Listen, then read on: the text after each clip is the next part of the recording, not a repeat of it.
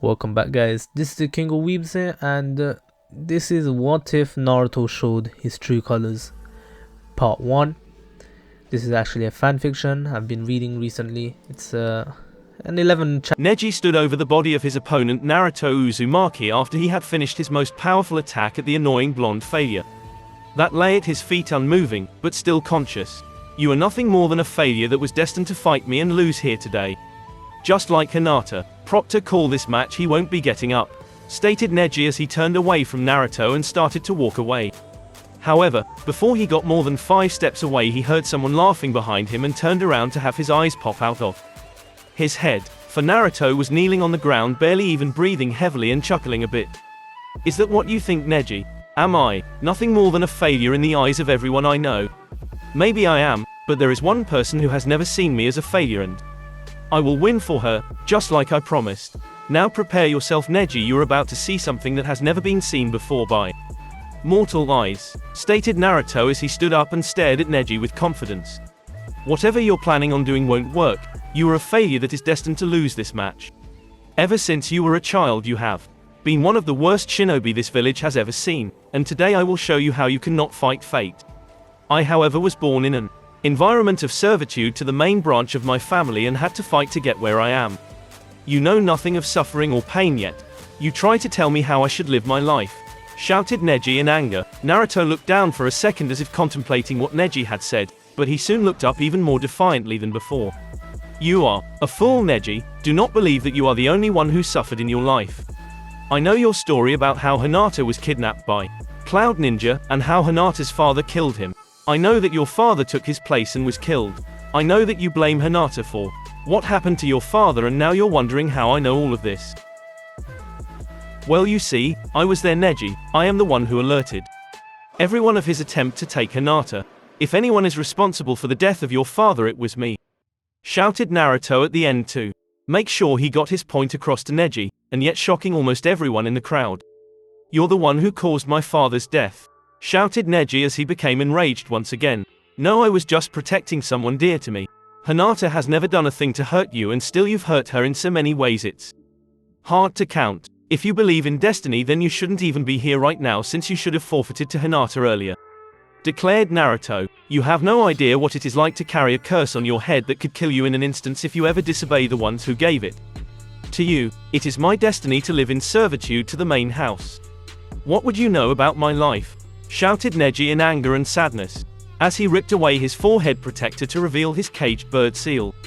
You're right, I don't know what it feels like, said Naruto sadly, causing Neji to smirk in victory for a second. I have a seal on me that could cause me lose control of myself and kill everyone that I hold dear and love. You think you know suffering, Neji? Imagine getting kicked out of an orphanage at the age of 3 and having to live on your own for 2 years. Getting beaten, stabbed, burned, cut, and poisoned so many times that you lose count of the amount of scars that cover your body. Have you had to watch the one you love from the shadows, afraid that she will get hurt if someone saw you close to her? Shouted Naruto in anger, which every one of the Rookie 9 and Guy's team heard. What is Naruto talking about, Kakashi-sensei? Questioned Sakura. Yes, Kakashi is there early with Sasuke. Well, Naruto's life hasn't always been the best, and by the sounds of it something big is about to happen, stated Kakashi with a little more interest than he normally showed. Well, he better kick Neji's ass. He needs it for what he did to Hinata last week, added Kiba as he continued to yell at Naruto to kick his ass. Do you want to know why my life has been this hard, Neji? Well, here is the curse that has caused me much pain, however it does give me power far greater than any known in the world, said Naruto as he ripped his shirt off, showing many scars and the seal on his stomach. What is that? Questioned Neji as he was starting to get scared for some reason unknown to him. This Neji contains the power of the 9-tailed fox, Kyuubi, shouted Naruto, causing everyone to look at him in alarm and gasp. I'm the container that keeps the demon from killing everything that lives here in Konoha, and with a single word I could release it to get revenge for all the shit that has ever happened me. That is my destiny after all, but I fight my destiny so that I can protect my precious people from everything including myself," shouted Naruto. With this declaration, all of the rookie 9+ guys team were completely silent, trying to process this new piece of information that was revealed to them. Temari and Kankuro were both paralyzed with fear of the possibility of another Gaara, while said redhead held a maniacal grin. "Troublesome, no wonder he never tried hard in the academy," stated Shikamaru. "After what he just said, that's all you have to say, Shikamaru," shouted Ino in disbelief. "Huh, if he would have tried hard in the academy and done well, then his life would be in even greater danger than what it already was. Would you fear a powerful container, or one that couldn't even perform the simplest of jutsu? The academy was nothing more than act for him. Now please be quiet so that I can watch this match in peace," stated Shikamaru, which got a nod from Asuma and Shino. "Is it true Kakashi-sensei is Naruto the nine-tailed fox?" asked Sakura in fear. Before Kakashi could respond, Hinata answered for him. "No, Naruto can't be the nine-tailed fox. Naruto is the bravest and most friendly person that I have ever met and would never hurt any of us," said Hinata with conviction. Kakashi just gave Hinata one of his eye smiles and decided to add to that. "Hinata is right, Sakura. Naruto holds the fox inside of him. But the fox doesn't influence who he is at all. The only times it would were if he would draw upon its power. So the rumors of Konoha having its own demon are true, huh, Sarutobi?" asked the Kazekage. "No, Konoha has its own demon container, Kazekage," answered Sarutobi fiercely. I wonder how powerful the boy truly is. Perhaps I should postpone the invasion until the exams are over." Neji just stood still with an unknowing look on his face before he finally got himself back together from that revelation. "It doesn't matter, let's get this fight started," said Neji as he got back into his fight stance. "Let's," said Naruto as he gathered chakra into his palm and released it. "Rise from the eternal ashes, Otori Teru," shouted Naruto as he slammed his arm into the ground. As soon as the hand buried itself into the ground, the earth around Naruto started turning a pitch black color. It then burst from the ground into a black cloud of ash that completely surrounded his body. The cloud of ash danced around his body like a flame. It all lasted just a few seconds, and when the cloud cleared, a new Naruto stood there. He was wearing black armor that covered him in his vital spots, yet didn't seem like they would cause him to lose any mobility. The clothing that was underneath the armor was a dark crimson color. But the most obvious part of this new Naruto was the black blade that rested in his hands. It was a few inches longer than a normal katana, and the edge looked like it was a deep crimson like the clothes that he wore under his armor. Needless to say, the crowd was speechless at what they had just seen. "How do I look, Neji? I just love summoning Otori Teru here. He doesn't get out too much since I can't practice out in the open," stated Naruto. "Where the heck did you get that sword?" asked Neji in confusion. "Otori Teru isn't just a sword, Neji, but he was a gift from the Phoenixes. You see, Kyuubi was able to get me a summoning contract from them, and they decided to give me their most prized weapon. Now show me your destiny, Neji," explained Naruto as he crouched down into a low stance. "Whatever, you probably don't even know how to use that blade," said Neji, just to make himself feel more confident. Then he charged straight at Naruto, who just stood in his stance waiting. It didn't take long for Neji to reach Naruto, and it was obvious that the battle had just taken a different direction as Naruto started to dodge every one of Neji's attacks.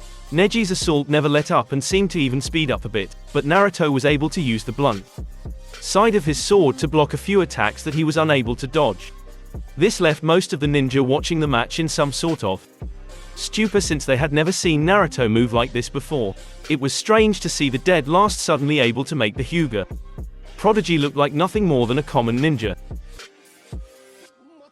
"Finally, Naruto, you've decided to show everyone your true self. I hope this was the right move for you, kid. I just hope that you were able to reach your dream, cause I don't think I'll be there to see it," thought Sarutobi as he glanced at the Kazekage, who was smiling in excitement at the match below. "Oh my, I didn't think the Kyuubi brat had so much power in him. I think I just found my next body after Sasuke-kun. I can only imagine the possibilities of a Bijou-enhanced body," thought Orochimaru disguised as the Kazekage. Naruto was still in the ring dodging most of Neji's attacks, but he was now starting to throw in a few swings with his blade that Neji was barely able to block with a kunai that he had taken out. Neji jumped back to evade the attacks that Naruto was sending at him. "Is that all you've got, Neji? I was hoping for more of a challenge," stated Naruto with a smirk on his face. "I'm going to destroy you," yelled Neji as he charged Naruto. However, when he hit Naruto, he was surprised to find that Naruto was nothing more than a shadow clone as it puffed into smoke. "Got you," shouted Naruto as he fell from the sky and landed a powerful blow to Neji's surprised face, which sent him across the stadium into the wall. Neji slowly got up, but found that Naruto was already upon him with his blade. Neji took out 2 kunais in both hands and tried his best block and evade Naruto's attacks. However, Naruto's attacks came way too fast for him to keep up and he suffered cuts along both his arms and legs. Naruto jumped back to the other side of the arena to prepare his next attack as Neji was now on the ropes. "Neji, surrender or you will be hurt," stated Naruto as he got down into a low stance. "Never, I can't lose to you, it is my destiny to win this match." Neji shouted back as he prepared his Kaiten to fight Naruto's attack. "Fine then, this next attack will decide this battle," shouted Naruto as he made a hand sign with his left hand. "Ninja art, flash step," shouted Naruto as he jumped from his crouch and seemed to just disappear from view to everyone in the crowd. Suddenly hundreds of transparent Narutos started to crisscross each other surrounding Neji. Neji could barely even keep up with the afterimages of Naruto. Think Ichigo versus Byakuya. Neji had his Byakugan activated and was ready for anything, although he was surprised that Naruto had just started doing a move of raw speed. Suddenly from behind him he saw a black and red flash and swung both his palms at the flash. He hit Naruto directly with the attack and smirked as Naruto coughed out blood, but then smiled. "Flash step a success," stated Naruto as he puffed into smoke. Neji couldn't believe that he had just hit a clone. Suddenly he saw something approaching him from above and did the only thing that he could do. "Kaiten," shouted Neji as the chakra dome surrounded him as Naruto fell through the sky with his blade glowing red. Naruto swung his blade down at Neji and shouted his attack. "Phoenix Soul Blast." When the blade reached it, a wave of black energy with a crimson outline launched at Neji's dome. The attacks collided head-on, and an explosion of energy blinded most of the people in the stadium. When the lights subsided, Neji was unconscious and bleeding from Mew in the center of a crater. Naruto, on the other hand, was standing tall, with his blade sheathed and strapped to his waist. Genma walked over to Neji's unconscious body and signaled the end of the match. Most of the crowd was completely shocked by the ending of the first fight in the exams, and slowly everyone started to clap for Naruto.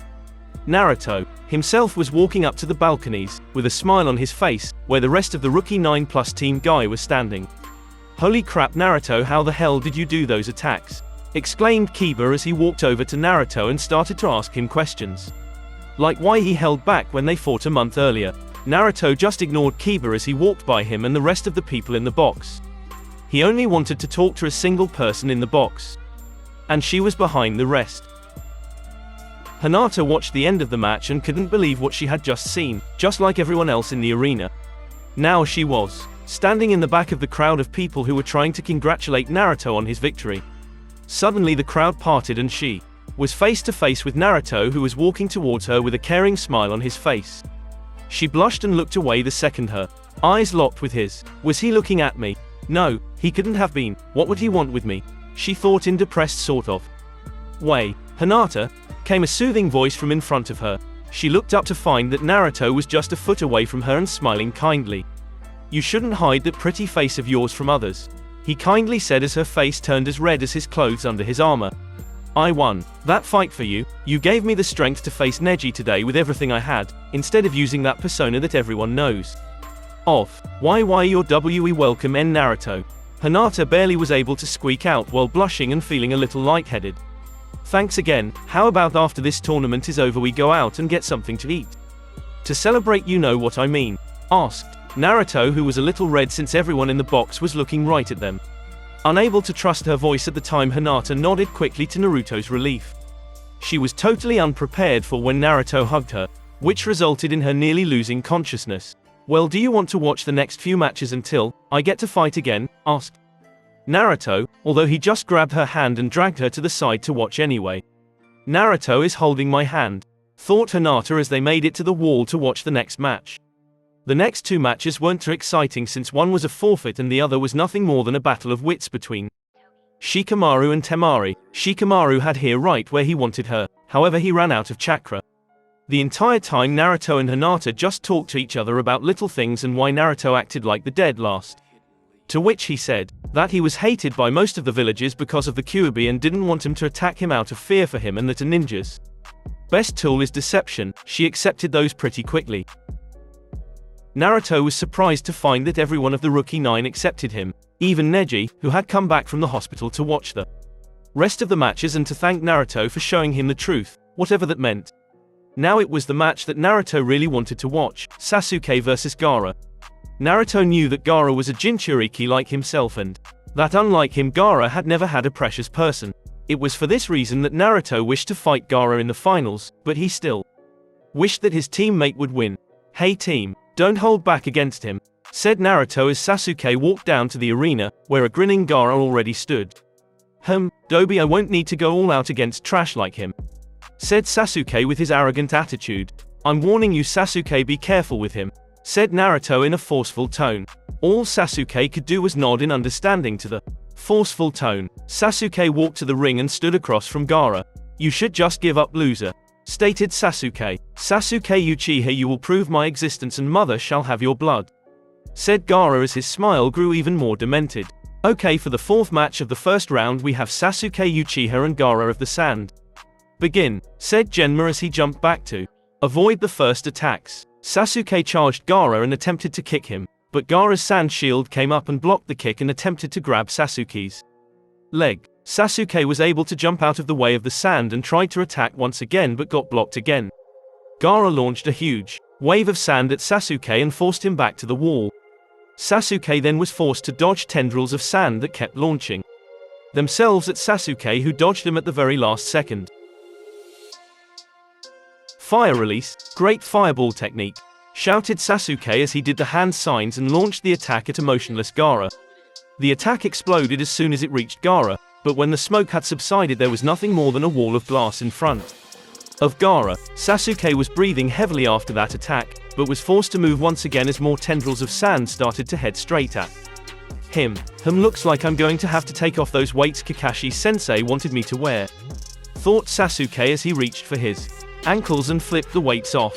Despite not being at Lee's level, Sasuke easily outran the tendrils of sand and tried to hit Gaara with a punch. Gaara's sand barely blocked the attack, to the shock of Gaara, who was shocked to be fighting two guys who were fast enough to be his sand. The attacks kept coming closer and closer to Gaara as he began to get worried. Suddenly he was smashed from under his chin and sent up into the air. Sasuke was already upon him from above and grabbed the sash that was across his waist and began to hit him like a yo-yo, going up and down. Then he finished it off with both his legs going into Gaara's body, sending him straight to the ground with an explosion of dust. When the dust cleared, Gaara's body was still on the ground and it looked beaten beyond repair. At least that is what everyone thought, before it turned into nothing more than a pile of sand. "Where is he?" thought Sasuke before a fist made of sand came out of the ground and nailed him into the air. Sasuke slowly stood up and glared at Gaara, who had just came out of the ground himself. "None of my attacks are having any effect on him. Looks like I'm going to have to use that move Kakashi-sensei showed me." Sasuke jumped to the top part of the wall and began to gather his chakra. At the same time, Gaara was growing impatient and wanted more blood. "Come on Uchiha, make me feel alive," shouted Gaara as he sent a huge wave of sand at Sasuke, before he could finish his jutsu. Sasuke jumped over the large wave of sand and was grabbed by another hand of sand.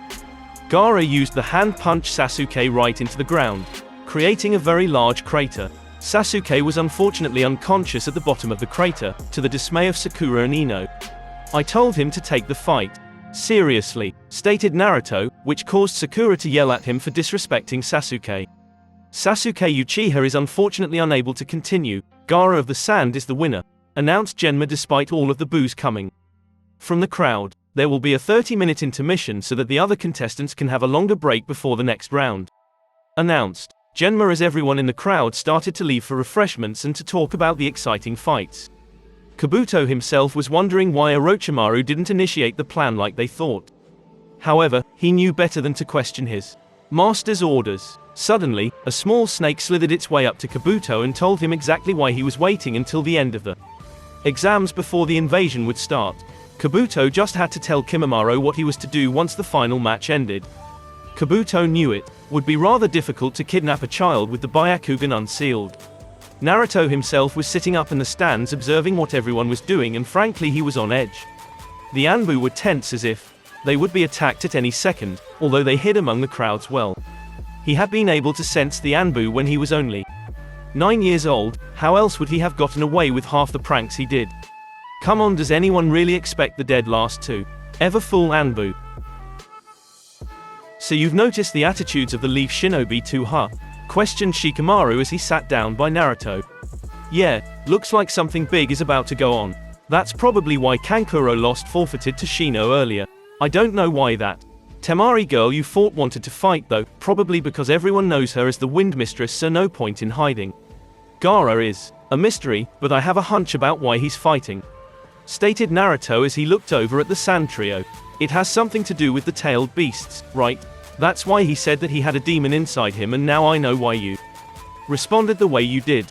This is just too troublesome for my likes, said Shikamaru as he closed his eyes in thought. Naruto, came a voice right by him. Shino, responded Naruto, since he knew he was there the entire talk with Shikamaru about the sand trio. I don't stand a chance against him. My bugs won't even feed off his chakra. They say that is laced with madness.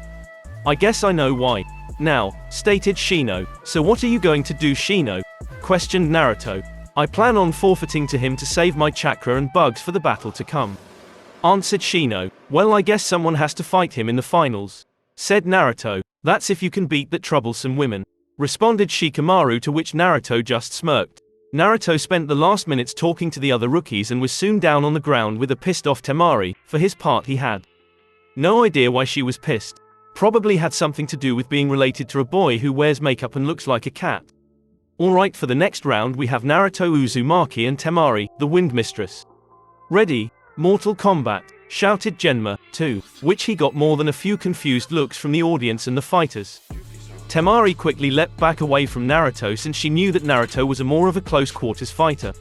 I already know that most of your jutsu are done at close range, and that sword of yours won't be able to reach me if I use my fans to keep you away, stated Temari as she grabbed her large fan. Wind release, slashing tornado, shouted Temari, which created a tornado that went right at Naruto. Phoenix wave slash, shouted Naruto as he unsheathed his blade and sent a wave of red superheated wind at the tornado. When the jutsu connected, the blade of wind cut straight through the tornado and nearly decapitated Temari to her surprise. How were you able to overpower my jutsu? Questioned Temari. Otori Teru can do many different attacks that involve both fire and wind jutsu. By concentrating both chakra types onto my blade, I can create a razor-sharp blade of superheated wind capable of cutting and burning through almost anything, stated Naruto as he got into his stance once more. Fine then, I guess I will just have to use more powerful attacks then, said Temari as she got out her fan again. You can try, replied Naruto confidently. Wind release, blade storm, shouted Temari as he repeatedly started to swing her fan, causing blades of wind chakra to fly at Naruto and the general area he was standing at. This could be a problem, mumbled Naruto after he tried another Phoenix wave slash, but it only stopped 3 blades before getting overwhelmed and destroyed. So Naruto was forced to dodge the blades of wind using his flash step technique to confuse Temari from a distance. I wonder if Gamakichi could help. I could have him do the flame bullet while I superpower it with a massive amount of wind chakra. Summoning jutsu, shouted Naruto as he slammed his hand into the ground, and out came Gamakichi.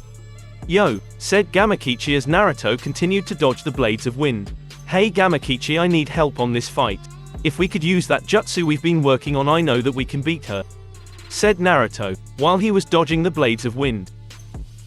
Sure, shouted the Toad as he jumped on top of Naruto's head when he was close enough. Let's do this. Wind and fire release, firestorm of the Toads, shouted Naruto as he finished the signs. Gamakichi launched a powerful flame bullet at Temari, while Naruto used a powerful wind technique to power up the flame bullet. The second the wind hit the flame bullet, it turned a bright blue and grew in strength greatly. None of Temari's blades were even able to dent the firestorm as it raced towards Temari.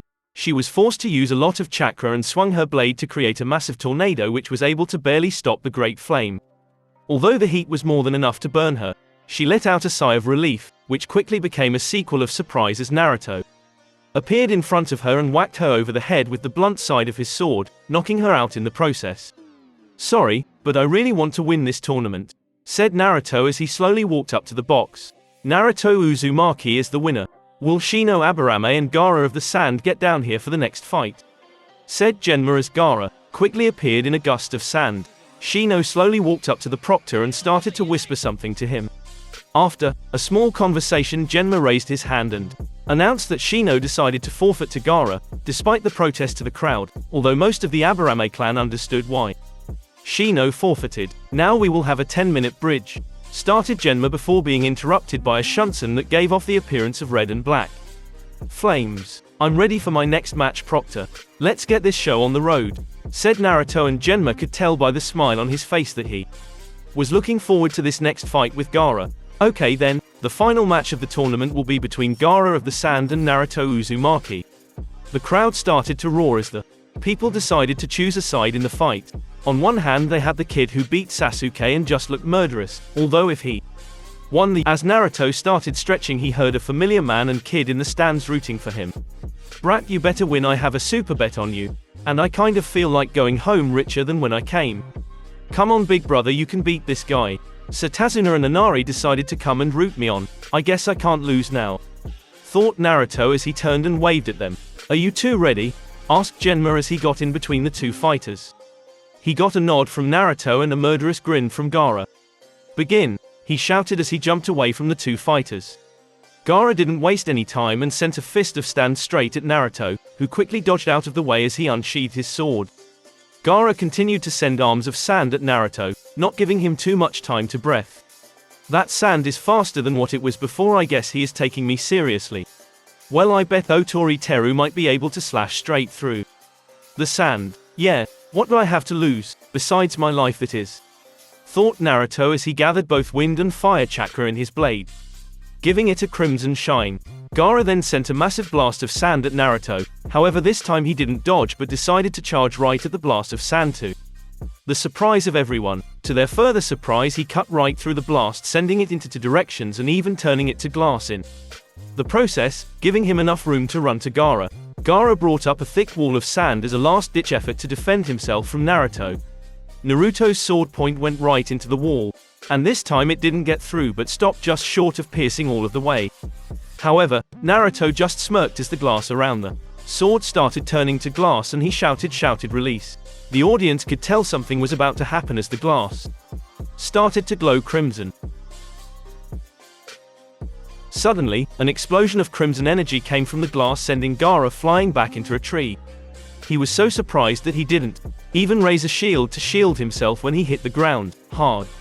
Naruto was relatively unhurt since the explosion of energy that came from his sword released in the general direction that his sword was pointing, so he started walking towards Gaara as he knew that he was done yet.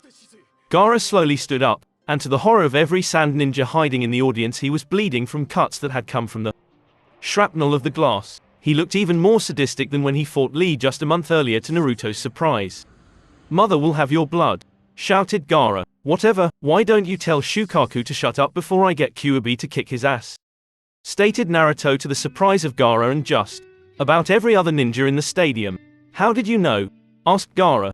It was pretty obvious. By what Kyuubi tells me, Shukaku was the most insane bijou out of all of them. Although, by what he told me, you should be much worse off. But by the looks of it, you fight him constantly, said Naruto to Gaara's surprise further. Gaara, we are the same, the only difference is that my seal was made correctly while yours was made to turn you into a weapon. We both fight our demons so that we can protect others from the demons themselves. I've seen the way you look at your siblings, you have your cold attitude to keep them away from you so they don't get hurt. I can help you, Gaara, if you give me the chance. I know someone who could fix your seal, and I would also like to be your friend, said Naruto as he sheathed his sword. You can't help me, no one can help me, said Gaara as tears came from his eyes. Yes, I can, Gaara, we are brothers, Gaara, and I will do anything to help you, said Naruto as he went to shake hands with Gaara. Gaara looked hesitant for a second before he went to shake hands himself. Right before their hands met at the center, Shukaku attacked Gaara's mind with everything that he could. Before anyone could do anything, Gaara was on the ground screaming and clutching his head as waves of sand was sent everywhere, causing Naruto to quickly jump back. Naruto knew that Gaara would be unable to beat Shukaku at the moment, so he unsheathed his sword and took off the weights that were on his ankles, not to mention making about 10 clones to get ready for the battle ahead. All of Gaara's sand came back to him, and for a second it looked like it was nothing more than a sphere made of sand, before it exploded. Out of the sand walked a demonic-looking being that resembled a raccoon and a dog. It was made of sand and was 3 times as large. Naruto and had yellow eyes that held nothing but madness within them. "Mother will have your blood, Uzumaki," shouted Gaara as he jumped towards Naruto and tried to take off his head. Naruto ducked the attack, but was unprepared for Gaara to grab him and throw him into one of the trees. Damn, Shukaku must be time control, and it must have given a huge speed boost. "I better finish this before he takes over Gaara completely," thought Naruto as he dodged another attack by Gaara. Wind release, air cannon.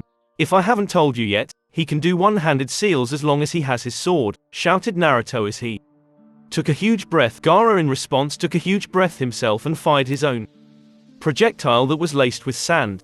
Both of the attacks hit, but one of Naruto's projectiles broke through and nailed Gaara in the chest, knocking him down in the process. "Fire release, great fireball," yelled Naruto as he sent a huge burning ball straight at the prone Gaara.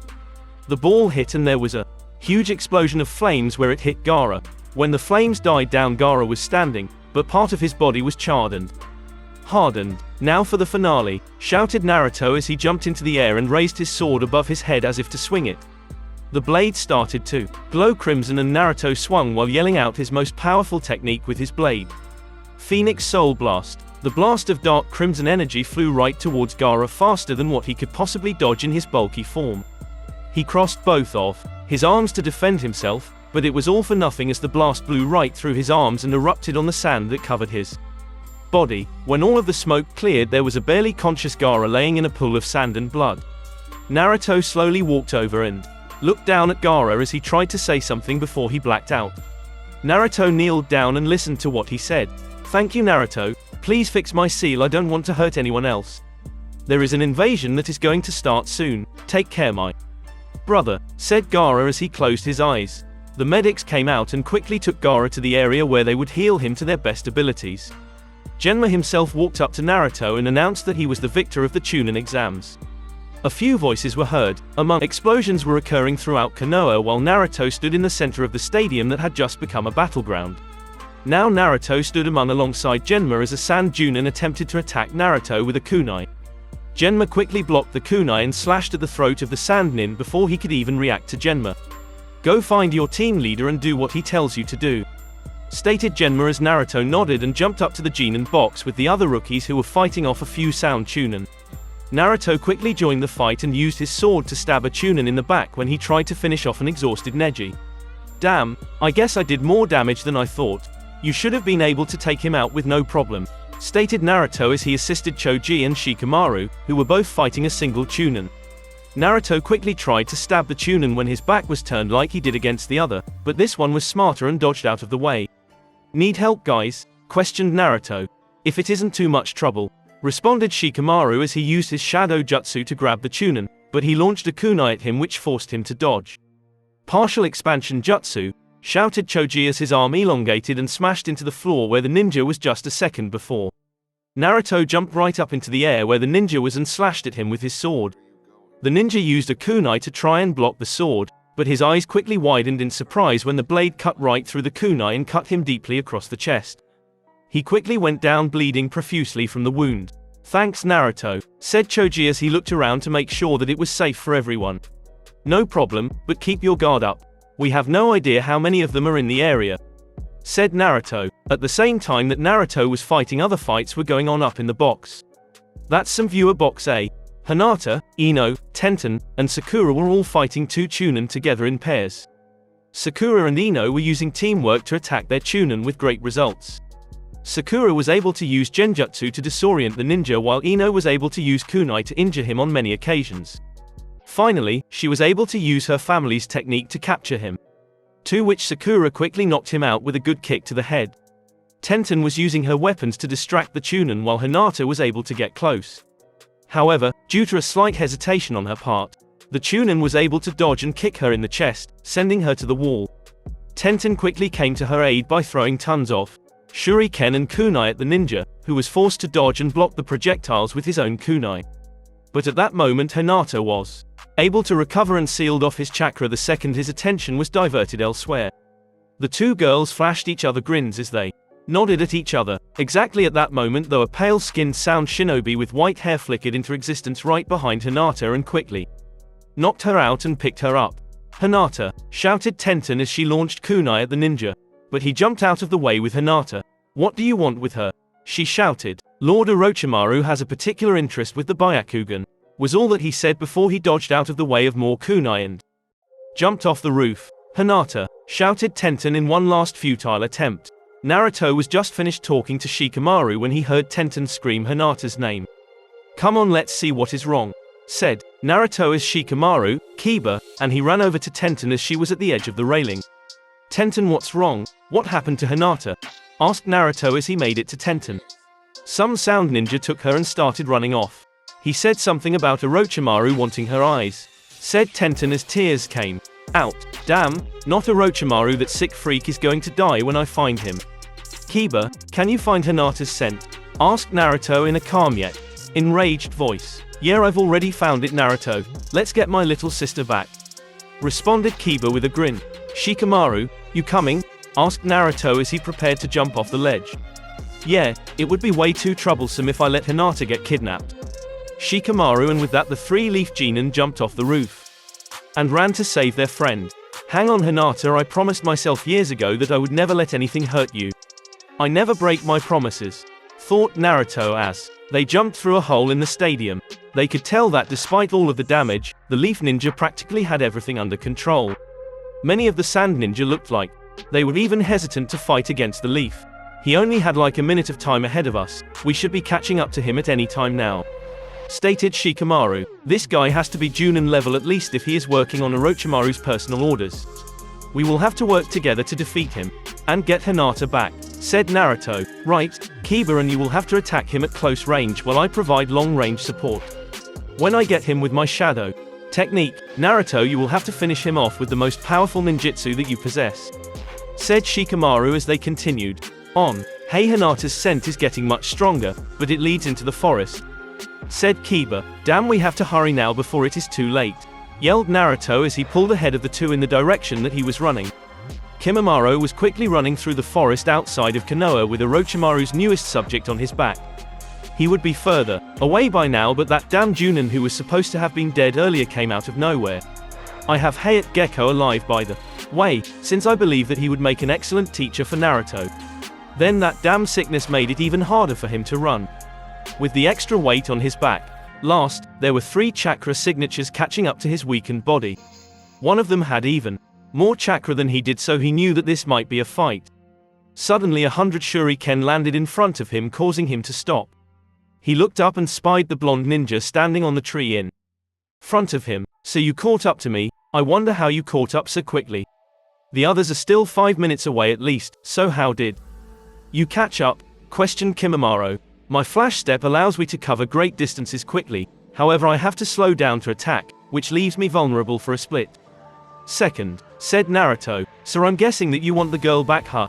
You could say that, or you could say that I'm going to gut you for taking Hinata against her will," said Naruto as he unsheathed Otori Teru. That sword seemed to glow a dull crimson color as Naruto pointed it at Kimimaro. "Sorry, but I don't have time for this," said Kimimaro as he grew a bone out of his wrist. It was about as long as a katana and had the shape of it. To Naruto it looked gross as hell. "That's just wrong, man. I mean, who rips bones out of his wrists?" yelled Naruto in disgust. "These bones are harder than steel, thanks to my Kekkei Genkai.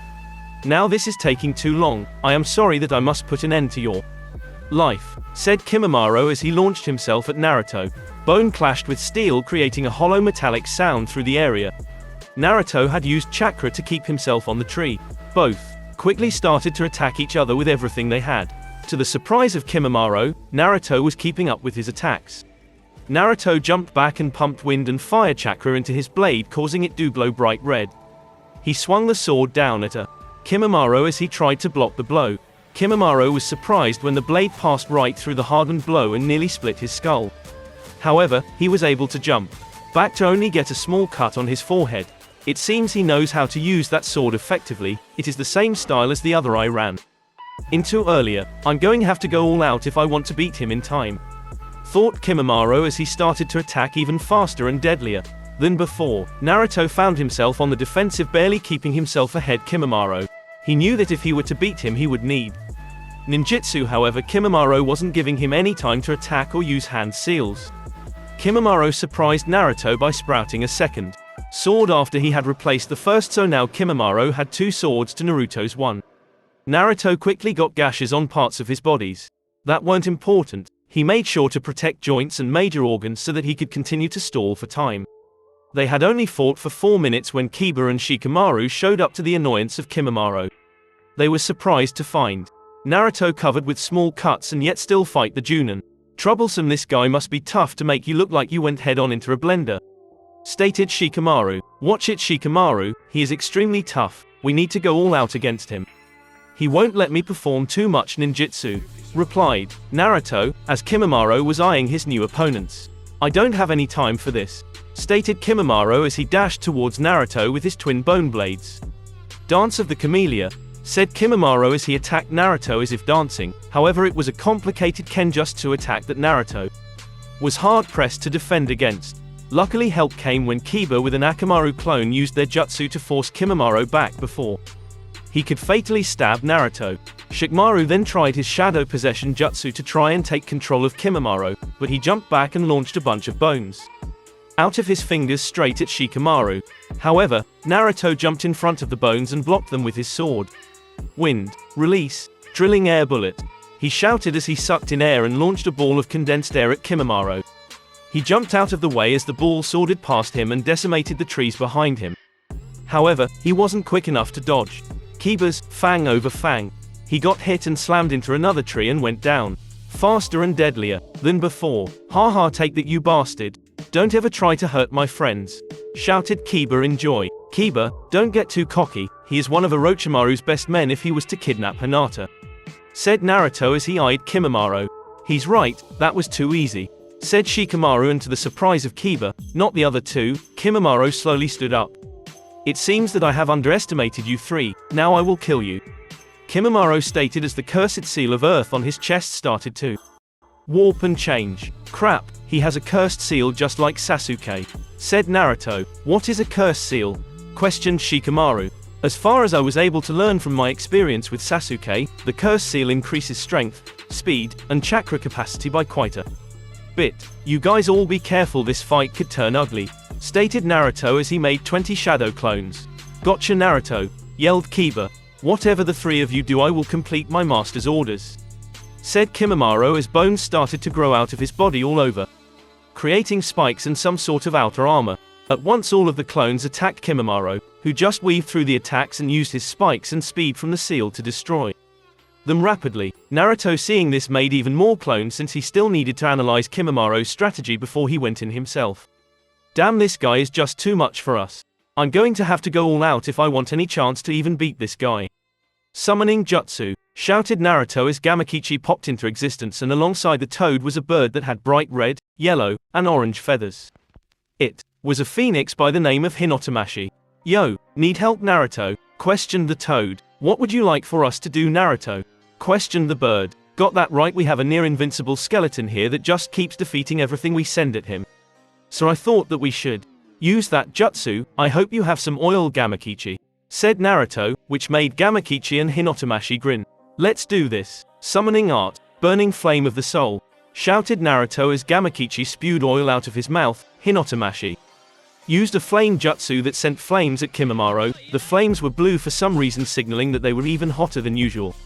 And Naruto launched a great blast of air that combined with the three attacks, creating a burning blast of death for anyone who gets caught by it. Kimimaro couldn't dodge the attack since three clones grabbed his legs and prevented him from dodging the attack. The flames exploded outward the second they hit, and all of the ground surrounding him ignited into an inferno of blue flames.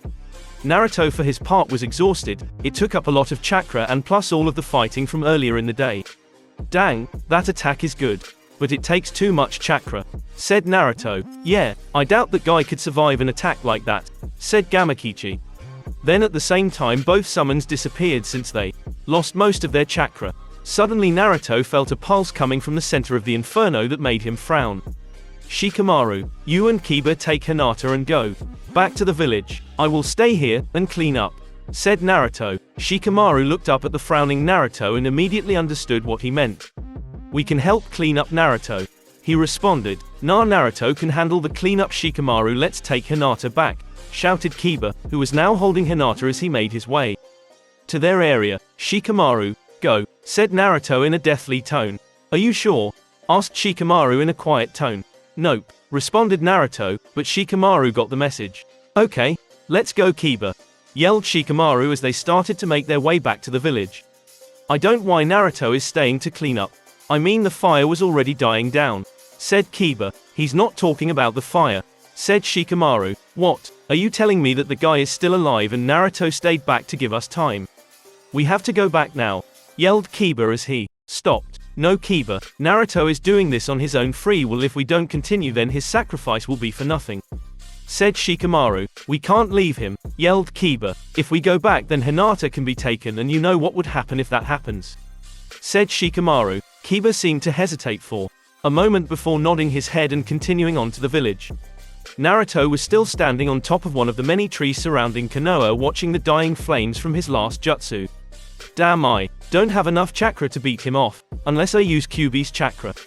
But that will take time to get into the form that I need, thought Naruto. You may have defeated me, but I won in the end, ninja. I stopped you from completing your goals, and that is all that I planned, said Naruto as he smiled slightly as blood poured off of him. Fine, I will end this now then. Dance of the Clematis, shouted Kimimaro as he wrapped his whip around Naruto and grew a drill-like bone on his hand. He then charged at the still smiling Naruto, ready to end the match. Suddenly, when he was within 5 meters, a red chakra burst out from Naruto and propelled Kimimaro away from Naruto. When he looked up, he was surprised to see Naruto standing there with the bone whip in shreds, but the most surprising thing was that all of his wounds were healed and he wore a malicious grin on his face. I have never been pushed this far before. Let me tell you this though, I will win this battle even if it kills me. Reap upon the eternal ashes. Otori Teru, yelled the Kyuubi-powered Naruto. The blade started to glow, then in a brilliant flash of crimson light the sword was replaced with a scythe. The scythe had an onyx black pole and the blade at the end was a dark crimson, that looked similar to freshly spilled blood. This doesn't seem like something to mess with. He looks like a beast in this new form, and that red chakra is leaking killing intent. This must be the Kyuubi boy that Lord Orochimaru was talking about, but the chakra doesn't seem demonic, thought Kimimaro. So you can control the Kyuubi's chakra to a certain extent then? Asked Kimimaro. You could say that, but this form I use is by channeling his chakra first into my sword then back into me. As long as the blade is in this form, the chakra will continue to be purified. Plus, for every drop of blood that falls on the blade, the speed of demonic purification will increase. Now dance with me, sound ninja, for we shall have a battle that we will both remember till we die, yelled Naruto, in quite an insane voice. Naruto leaped at Kimimaro and slashed at him with the scythe, all the while laughing an insane laugh. If Kimimaro wasn't so versed on keeping his cool, then way the blonde was acting probably would be scaring the shit out of him.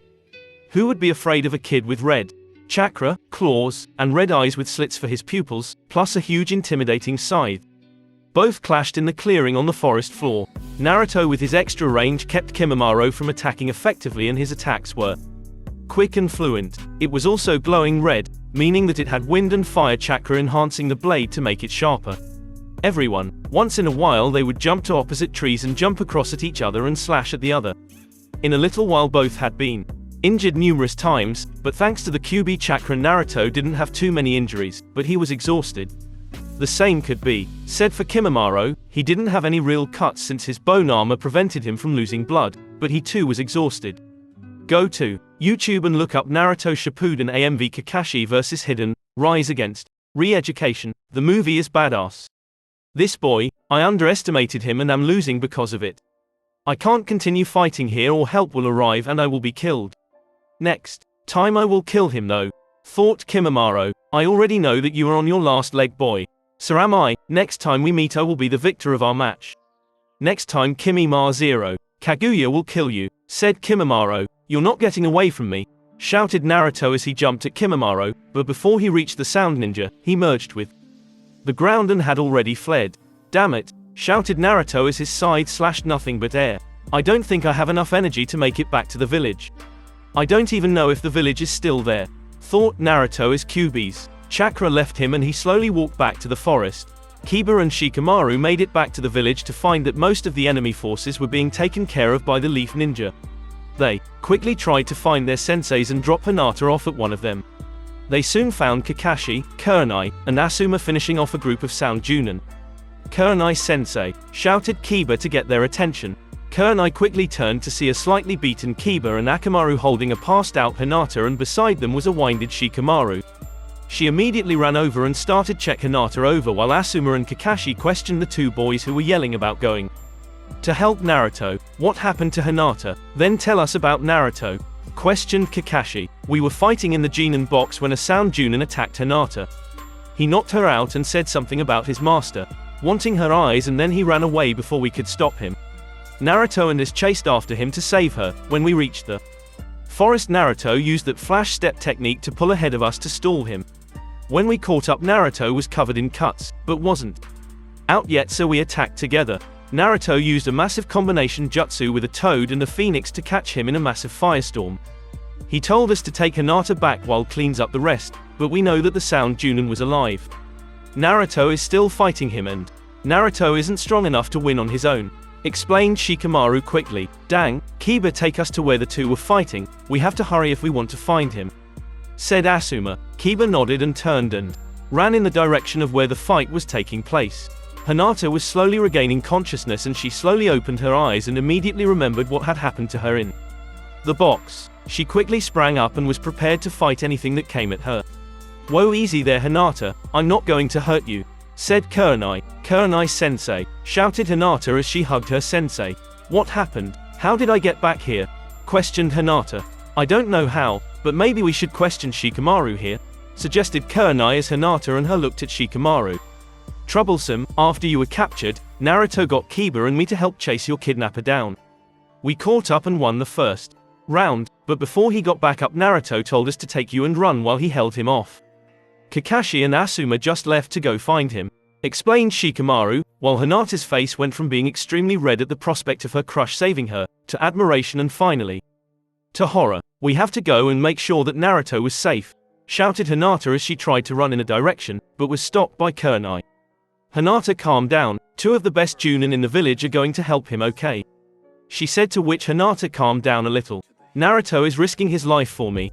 If he comes back, I have to thank him properly for saving my life from that Junin, thought Hinata. Naruto was now crawling across the ground. The exhaustion that he was experiencing was one of the worst he had ever experienced in his life. Suddenly, a shadow loomed over him and he looked up to see the smiling face of his Kenjutsu teacher, Hayate Gecko. What the heck happened to you? Questioned the sickly-looking swordsman. Rescued one of the few people who I would give my life for, and barely managed to survive the battle, said Naruto through gritted teeth. Well, I'm proud of you, Naruto. By the looks of Otori Teru, you just went through a very nice Kenjutsu bout, said Hayate. Thanks, sensei. Do you think that you could take me back to get myself looked at? Asked Naruto. Oh, sorry. Well, let's go now, said Hayate as he picked him up and carried him back to the gates of Konoha. A minute later, he ran into Kakashi, Asuma, and Kiba, who were relieved to see that Naruto was okay, if not exhausted. They made it to Konoha and took Naruto to the hospital to make sure that Naruto was fine and not close to dying. There they found medics frantically running around trying to heal everyone that they could possibly heal. Suddenly, Anbu surrounded the ninja to their surprise. Asuma, we are sorry to tell you this, but Hokage-sama has been killed by Orochimaru in defense of the village. He fought 3 cage-level ninja and even permanently damaged Orochimaru, said the lead Anbu to the dismay of the ninja there. Dad always preached about the wall of fire. I'm glad that he went down protecting what he loved, said Asuma sadly. He was probably the best Hokage this village has ever seen, said Kakashi as he patted Asuma's shoulder.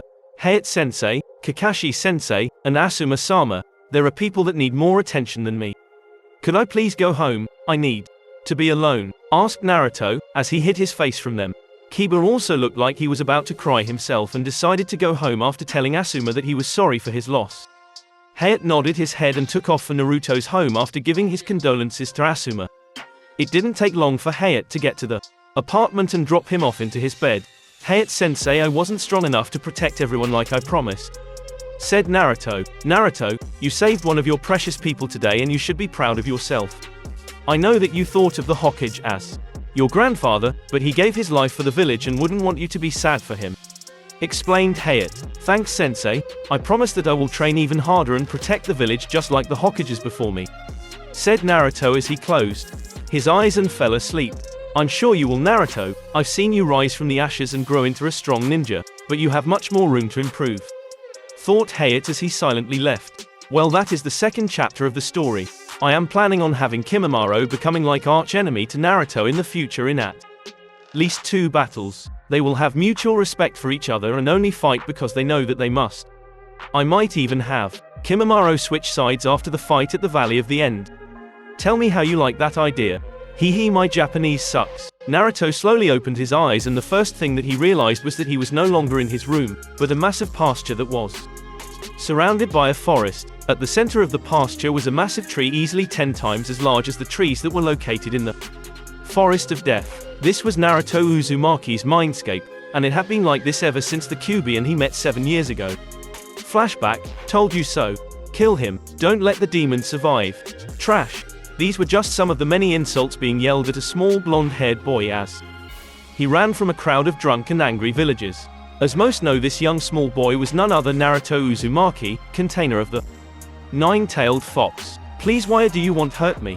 I didn't hurt anyone, yelled the scared boy as he ran into another alley to escape the crowd. Unfortunately, this just led to a dead end, which left the boy to the mercy of the villagers. Didn't hurt anyone, is that what you said? You killed my brother and sister, you monster. If you weren't here, then they wouldn't be dead, yelled a man in the front as the crowd got closer to the panicking boy. I don't know what you're talking about, yelled the boy in desperation.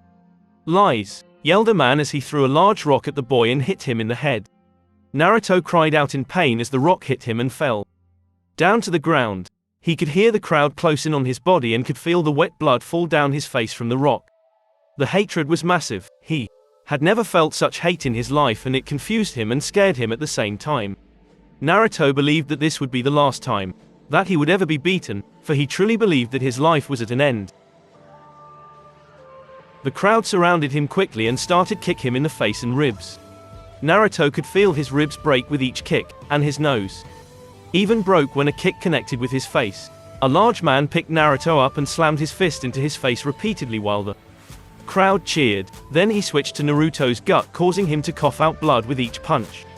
But he never once screamed in pain, or even showed weakness in front of the crowd. He learned a while back that it would just encourage him on. The man then threw him back to the mercy of the mob, and now he was being cut and stabbed by knives and such. Naruto was barely even breathing, but still conscious by the time the crowd had its fill of entertainment, and they just dropped him on the ground in a puddle of his own blood. Suddenly a red glow came from his stomach and slowly covered his entire body with its warmth, and Naruto finally passed out in its warmth. So my container finally decides to grace me with his presence. I am honored, said the voice behind the eyes, causing Naruto to jump in fright. What are you? Where am I, and what do you mean by container? Asked Naruto in confusion, causing the voice to chuckle a bit. You don't know who I am? Well, I am the most powerful being on the entire planet, the Kyuubi no Yoko, and last we are inside of your mind, said the voice as it walked closer to the bars to show that it was the 9-tailed fox. But how are you in my mind? The 4th Hokage killed you 7 years ago, yelled the boy in terror and confusion. Oh, the 4th Hokage did defeat me, but he couldn't kill the most powerful being on the planet. So he sealed it into you, since you were the only boy that he could trust to do such an important task, said the Kyuubi. Why was I the only person he could trust, and aren't you supposed to be an evil demon? Questioned the confused boy. I could tell you why, but you are not ready for that sort of information. Now the reason why I am not trying to eat your soul is because that I am not evil. Not all demons are evil. The tailed beasts are demons, but not the evil type. We were put on the earth to ensure that the balance is maintained, said the Kyuubi. So you're not actually an evil demon that wants to destroy everything? Asked Naruto. No, I was caught in a genjutsu by a powerful ninja, and it set me into a rage that resulted in me attacking your village, said the demon. So what do you want with me? Asked Naruto, who had calmed down a bit. You are smarter than you look. I may not like being confined to you, but there is nothing I can do about it since the 4th Hokage was a genius. So I offer you a once-in-a-lifetime opportunity, said the Kyuubi. What's the offer? Questioned Naruto.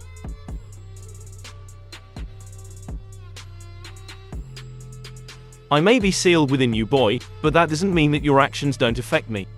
I need to keep up the facade that I am still the strongest being on the planet, so my container better be the strongest fighter on the planet. So I offer you the chance to learn how a powerful taijutsu style and how to wield a sword. Along with that, I will give you a summoning contract to one of the most powerful summons in the entire world. Said Kyuubi, that's awesome, I would be learning from one of the most powerful beings on the planet. I could easily become Hokage with you teaching me. Wait, that's the only reason why you want to teach me? Asked Naruto after celebrating for a bit. Well, it wouldn't hurt if you could change your mindscape around to give me more room. If I'm going to be here for the rest of your life, then I would prefer it to be comfortable. Stated Kyuubi. Naruto seemed to ponder this for a little bit and then smiled. You've got yourself a deal, Kyuubi. I'll get right on the mindscape dilemma. Thus a powerful friendship was formed there. Naruto and the Kyuubi would practice in secret for the next 7 years to avoid the retribution from the villagers. 2 months later, Naruto would sign the summoning contract with the Phoenixes and would receive Otori Teru from them. Naruto was even able to find a suitable partner in the Junin Heiat Gecko, since you can't practice Kenjutsu on nothing. End flashback. I wonder what Kyuubi wants to talk about now, thought Naruto as he walked towards the base of the tree. As he neared the tree, he saw the Kyuubi sitting inside a large crevice in the tree. That appeared to be his den. So Kyuubi, what did you wish to talk to me about? Asked Naruto. Not much, brat. Just wanted to congratulate you on a job well done. That sound ninja smelled too much like snakes for my liking. He was most likely a high Junin level ninja. I believe you only won for 2 reasons. First, he was weakened by some sort of weakness that came from his lungs. I could smell it in his breath. Second, he underestimated you early in the fight. Said Kyuubi. Thanks, Kyuubi. I guess I will have to train harder if I ever run into him again. Is that all you wish to talk about? Asked Naruto.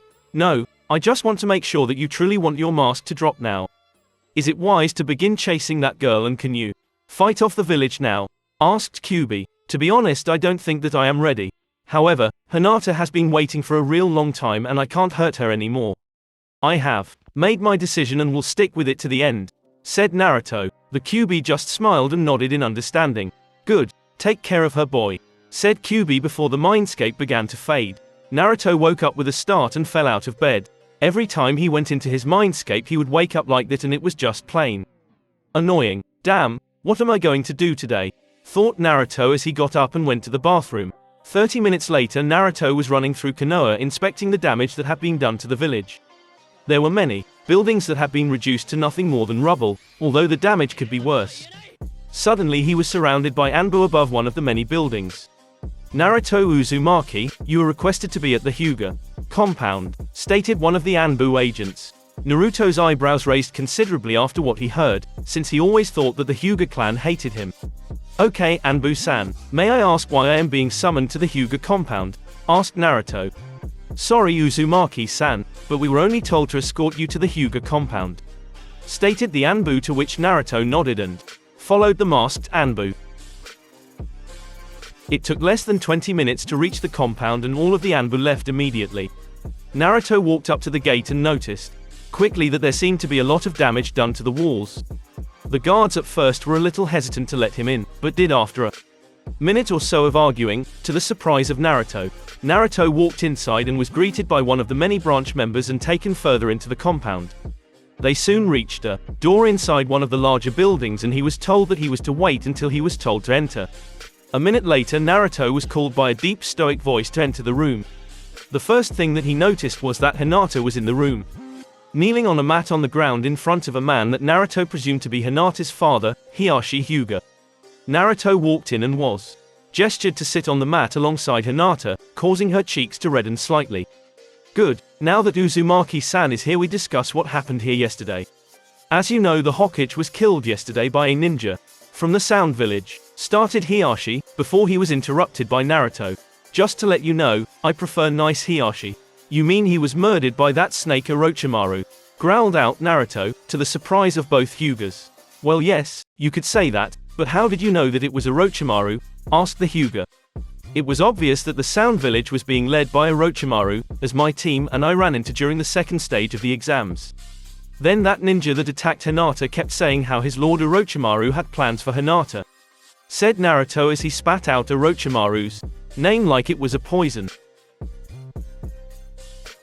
That makes sense, and that brings us to the reason why I invited you to my home today. Since the village is without any Hokage, for the moment, all incidents regarding the clans are to be recorded by them. So you were invited here to discuss what happened when my daughter was attacked by that sound ninja, stated Hiashi. Oh well, I guess that makes sense, started Naruto, and soon he was giving as accurate of an account of the battle to the Hyuga clan head as he could, while Hinata sat there blushing heavily as she listened to everything that Naruto did to rescue her from the bone wielding ninja. That was quite an interesting story that you told there, Naruto. I know that you've been hiding your abilities from Konoha for a while now, and I would like to know that the Hyuga clan has always supported you ever since that day, said Hiashi, to Naruto's further surprise. So the Hyuga clan doesn't believe that I'm the fox in disguise? Asked Naruto. No, I have always trusted the seal of my old friend the Yondawa, he was a powerful ninja, said the Hyuga clan head. Thank you, Hyuga-sama, it means a lot to me, said Naruto with respect. If you don't excuse me, I was going to go out and train for the day, said Naruto as he began to get up. Well, there is one more thing I wish to talk about, Naruto. It is the reward that you will receive for rescuing Hinata. If there is anything you require, then don't hesitate to ask, said Hiashi, to which Naruto smirked. When he saw this smirk, he immediately knew that he would regret what he just said. Well, Hyuga-sama, I was wondering if it would be possible for Hinata and me to go out tonight when things have calmed down a bit, asked a nervous Naruto. Hinata herself was blushing heavily and was yelling in her mind for her father to say yes to what Naruto had just asked. Hiashi himself narrowed his eyes at Naruto, causing him to sweat and squirm slightly. Naruto bowed and quickly offered his thanks and turned to Hinata and told her that he would pick her up at 7 that night. He then turned and walked out of the room and left the compound to train. Naruto soon found himself in one of the many training grounds practicing kenjutsu with a bunch of his clones. He weaved throughout the clones, attacking when he saw an opening and lashed out at them. The dance of blades went on for an entire hour until every single clone was destroyed by Naruto. He then made 200 clones to help with his jutsu and control training. 100 went over to the stream close by and started to do various exercises while on the water. 50 went and started to channel chakra into their swords and were practicing the few techniques that he knew with his swords, while the last 50 were doing various wind jutsu that he hadn't mastered yet. He himself started to work on physical exercises to increase his strength and speed, and unbeknownst to him, Kakashi, Jiraiya, and Hayate were all watching Naruto train. Hard to believe the Gaki is actually that strong, stated Jiraiya. Yeah, he kept all of this hidden from Team 7 for so long. It is most surprising that he never once used these jutsu against Zabuza. When we fought, he could have held his own for a little while. Hayate, you trained him with using a katana. Did he show you any of the jutsu? That he has, asked Kakashi. Well, he never once used any of the chakra-based jutsu, but I did notice that he learned extremely fast for anyone his age. Not to mention that he told me that he is practicing a style that we all saw earlier, when he decimated his clones, said Hayate. I didn't recognize that style, Hayate. Did you teach the Gaki it? Questioned Jiraiya. No, he's been developing it on his own, but it is far from being completed. It is going to be a 9-stepped kenjutsu style that increases in effectiveness as the style progresses. So far he has only reached the 4th step. He calls it the dance of the bijou, stated Hayate, to the surprise. Wow, that will be a powerful style if he masters it in the future then, stated Kakashi. Yeah, he says each step will have something to do with a certain bijou, stated Hayate. So Jiraiya, what are we going to do now that Hokage is dead? Said Kakashi, and immediately the tone of the conversation turned in a completely different direction. The council has already came to me and asked me to be the next Hokage, but I can't be Hokage, my spy network is too important to give up. So I'm going to go and get the only other person who possibly can be Hokage, said Jiraiya, to the 2 Junin's surprise. You mean that you're going to find Tsunade to be the Hokage? Said the 2 Junin in surprise. Well, it won't just be me that Gaki is going to help bring her back. Plus this will give me a better chance to teach him the Rasengan like I wanted to earlier, said Jiraiya, shocking the other 2 Junin. At the level of skill he is at now, the Rasengan will take no time at all to learn. But why do you want Naruto to help you with this task? Asked Kakashi. The Gaki down there will remind Tsunade what it means to be a ninja of the leaf. The kid is practically burning with the will of fire, said Jiraiya. Can't argue with that. By the way, Hayate, why did you start teaching him kenjutsu? Continued Kakashi. Well, it was the Hokage who first asked me to teach him a little about using a sword, but I took him in as an apprentice once I saw that he wasn't the fox demon incarnate and that he loved learning how to use kenjutsu. I knew that he could be even better than me. So from that day, we have met each day that we could after your team exercises to further improve himself. It also helps that he knows the shadow clone jutsu, stated Hayate, to which the others just nodded. Well, I have to go meet with the council and tell them about going to find Tsunade. I don't want those old prunes to get too antsy, stated Jiraiya as he disappeared. Yeah, I have to go check up on the rest of my team. Sasuke will probably demand me to give him some extra training so that he can beat his brother, said Kakashi as he too disappeared in a swirl of leaves.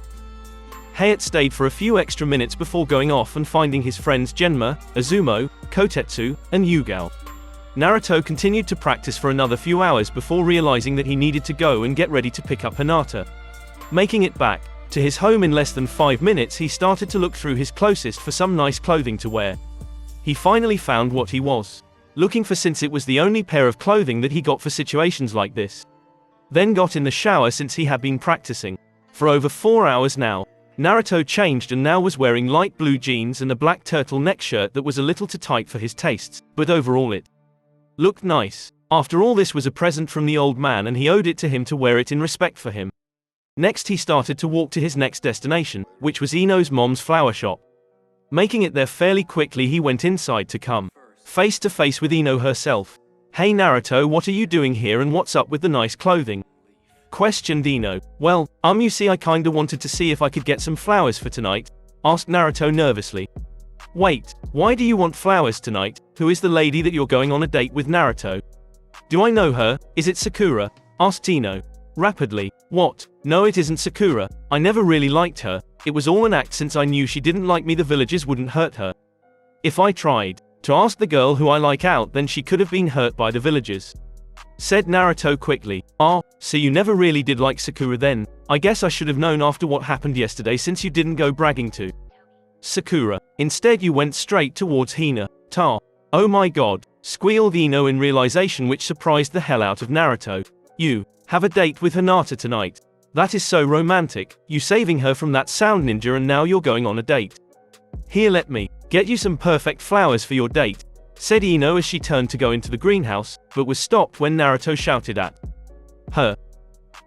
"Wait Ino, I well kinda already know what flowers I want to get her," said Naruto nervously. "Are you sure, Naruto? I know a lot about flowers and could help you out," stated Ino, but Naruto just shook his head. "I know what types I want to get her, so could you get me a few purple lilacs, a single white lily, and some blue violets?" said Naruto to Ino's shock. "Wow Naruto, those are some nice flowers, but do you know what they even mean?" asked Ino. "Well yeah, I do. Not many people know this, but I enjoy flowering and I have a few flowers that I started growing last week," said Naruto. "Well, who would have known that you could be such a romantic, Naruto?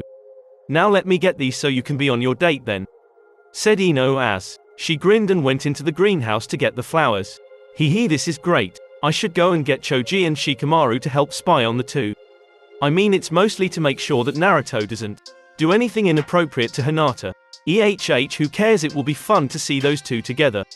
Though Ino as she collected the flowers and went to the counter for Naruto to pay. Naruto thanked Ino and went on his way to the next destination for the night, the Hyuga compound, after he put the flowers into a seal on his wrist. He went to gates and asked the guards if he could go in. They had a servant escort him to the main building and was instructed to sit in one of the chairs while the servant got Hiashi. Hiashi came down the stairs and looked once at Naruto and was surprised to see him actually look nice and serious. "My daughter will be down in a few minutes, Uzumaki. Don't make me regret allowing you to take my daughter out tonight, or else not even the fox will save you from me," stated Hiashi before he left. Unknown to the now sweating Naruto, Hiashi was smiling when his back was turned. Naruto sat there for about 2 minutes before he heard the door opening and turned, thinking it was Hinata, but was surprised to see a young girl standing at the entrance looking at him with curiosity. "So you're the boy that is taking Hinata out tonight?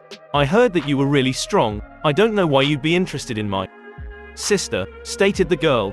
"What do you mean by that?" asked Naruto, who was frowning at what the girl just said. "My sister Hinata is weak. She couldn't even beat Neji in the Chunin exams.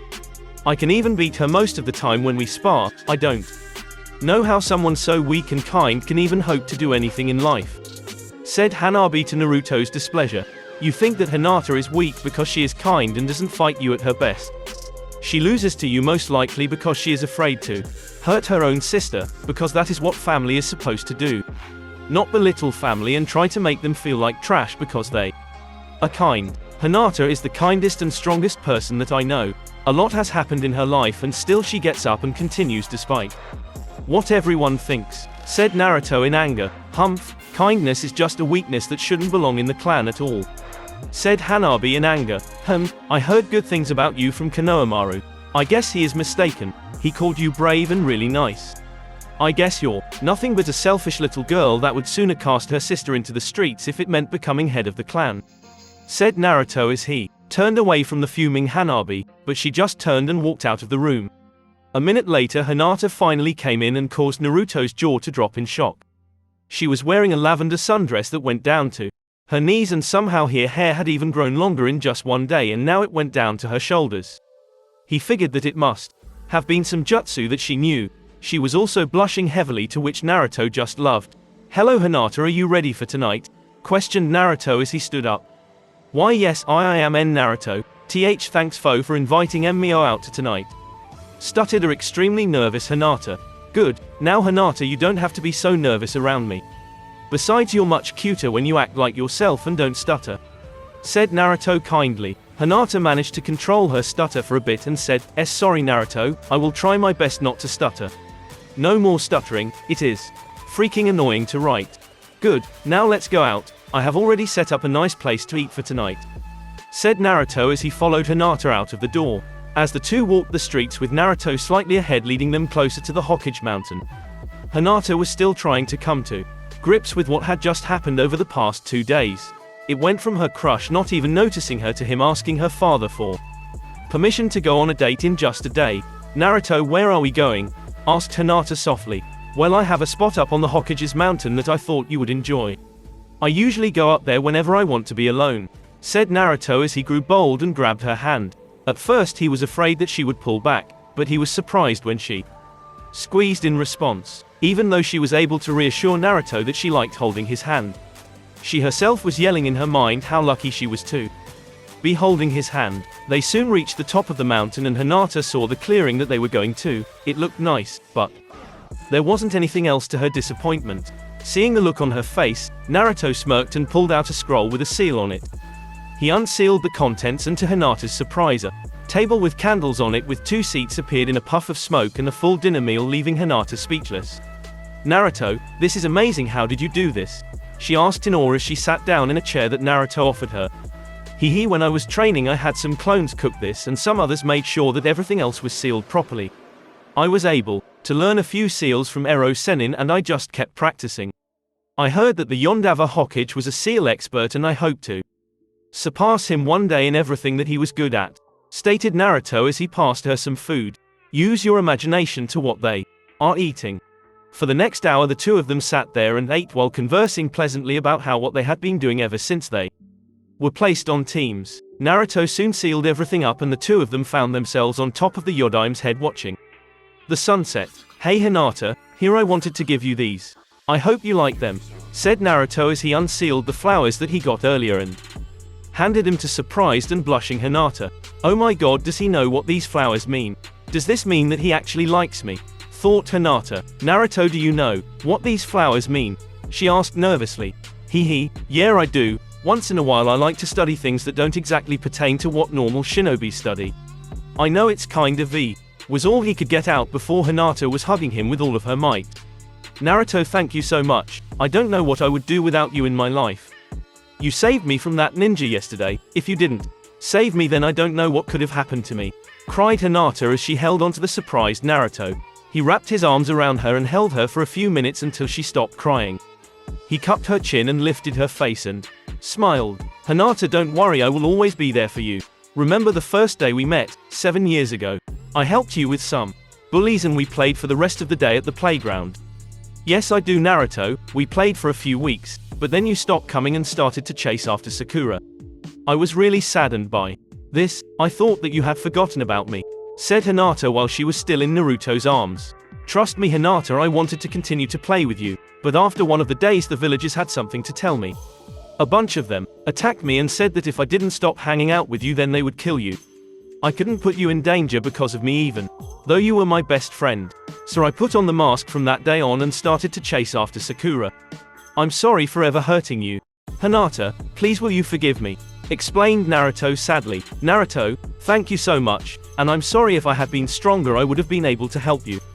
I forgive you, if it wasn't for you I would have been experimented on by Orochimaru, said Hinata as she hugged Naruto closer to her. The two sat in silence for the next hour while they watched the sunset and the stars begin to cover the sky. Hinata couldn't believe how romantic it was, and she was dreading having to go home, but like all good things it must come to an end. Well Hinata, we better get going otherwise your father might just kill me, said Naruto sadly. Yeah, you're right, agreed Hinata as she stood up sadly. The two of them walked in silence while holding the other's hand and soon they were outside of the Hyuga compound. Well Hinata here, you or I hope we can do this again sometime, said Naruto with a smile. Hinata just nodded her head and surprised Naruto by hugging him and giving him a kiss on his cheek and ran into the compound, leaving Naruto with a shocked expression on his face which quickly turned into a smile as he started to walk home. He reached his apartment and when he opened his door he found Jiraiya there waiting for him. Ero Sennin, what are you doing here at this time of night? Asked Naruto. Nothing really Gaki, just wanted to know if you wanted to help me go find someone. Along the way I might just teach you some powerful jutsus, said Jiraiya, despite being mad about Naruto calling him Ero Sennin. When will we leave? Asked Naruto.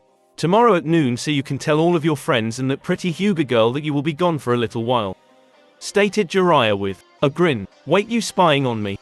How dare you! If I find out that you put any of that into one of your books I will castrate you, yelled Naruto to Jiraiya's amusement. Yeah sure, whatever you say, so do you want to come or what?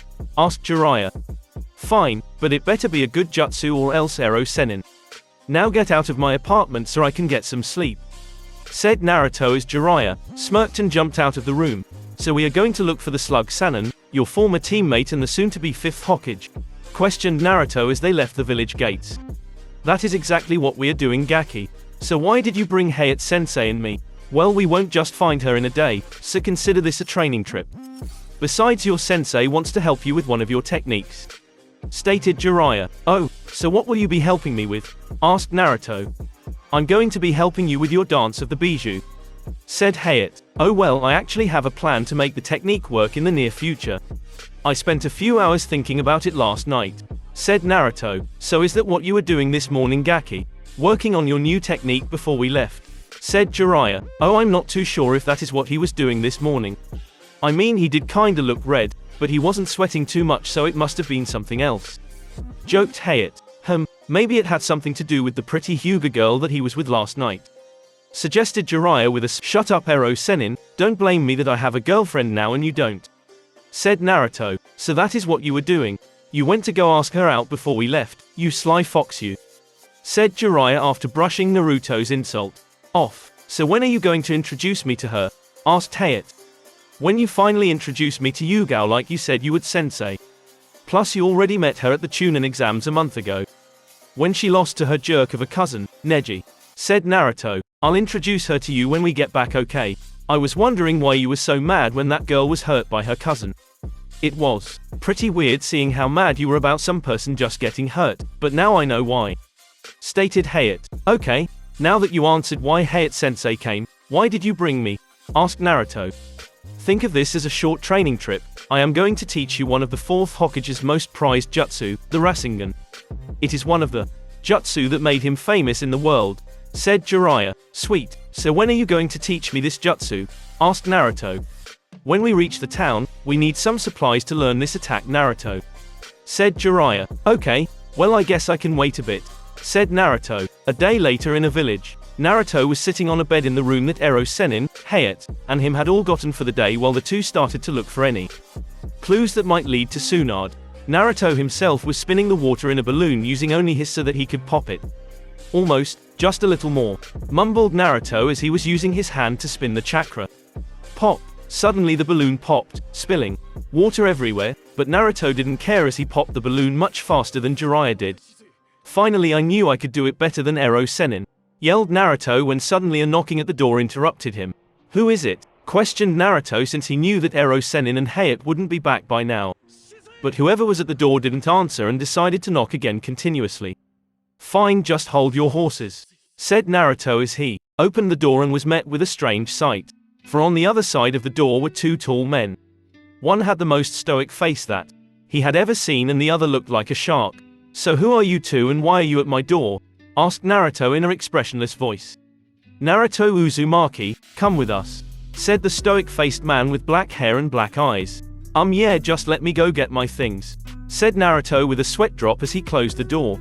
That worked better than I thought it would, stated the fishman. Wind release, drilling air bullet, yelled Naruto as a huge ball of wind smashed through the door right into Kisame, catching him off guard and launching him through the wall. Sorry, but my sensei told not to trust in Uchiha, said Naruto as he phased out of the room. Kisame, let's go, he is faster than what we were told, said Itachi as Kisame stood up and the two of them followed Naruto. Well, at least I'm getting better at flash step, or this would be destroying me right now, thought Naruto as he was phasing from building to building. Damn, they are fast enough to keep up with me even when I'm using this technique, thought Naruto as he fled to a field outside the town, where he finally stopped and waited for his opponents. So you finally decided to stop running and face us like a man. Brave, but foolish boy, said Kisame, with a shark-like smirk. No, not running, just thought that it would be better to fight away from any crowds. Besides, why should I be afraid of a giant fish? Questioned Naruto, to which Kisame snarled at him. Brat, you're lucky that we aren't allowed to kill you due to your demon, but don't worry, that doesn't mean that I can't take a leg or two from you. Itachi, let me handle the Kyuubi, brat, you can have the next one, said Kisame. Make sure that you don't kill him or leader will have your head, said Itachi as he jumped back. This won't take long, said Kisame as he took Tsunade off of his back. Whatever you say, fishy, responded Naruto as he unsheathed Otori Teru. Try and keep up, will you? At that, Naruto phased from view and Kisame jumped back a second later when a sword came out of nowhere on his right. Kisame retaliated by slashing Tsunade down at Naruto, but once again he phased from view, but Kisame was able to keep track and followed after him. Naruto was pushed onto the defensive and the second he reappeared he had to dodge again as Kisame wasn't giving him any time to attack. Is this all that you got, kid? You may be fast, but if you're just going to run then you are going to die, said Kisame as he swung Tsunade at Naruto again, except this time a distinctive clang resonated around the battlefield as Otori Teru and Tsunade were locked and fight each other for control. If you say so, fishy. Wind release, howling blades, yelled Naruto as he took a deep breath and blew out 5 small blades made of wind at Kisame. Kisame was forced to jump back, as he didn't expect Naruto to be able to do jutsu without and hand signs, but that was all that was needed as Naruto followed afterwards and was able to get a deep cut on Kisame's leg. How the hell is he this good at using kenjutsu? This kid shouldn't even be strong enough to hold off Tsunade, yet he is able to fight me at a standstill even if I am holding back, thought Kisame. Well, so are you going to take me seriously or should I just kill you now? Asked Naruto with a smirk as he got into a kendo stance. That's it, brat, I am going to rip your legs off with my bare hands if I must. Water release, water bullets, yelled Kisame as 3 bullets came out of his mouth and head straight at Naruto.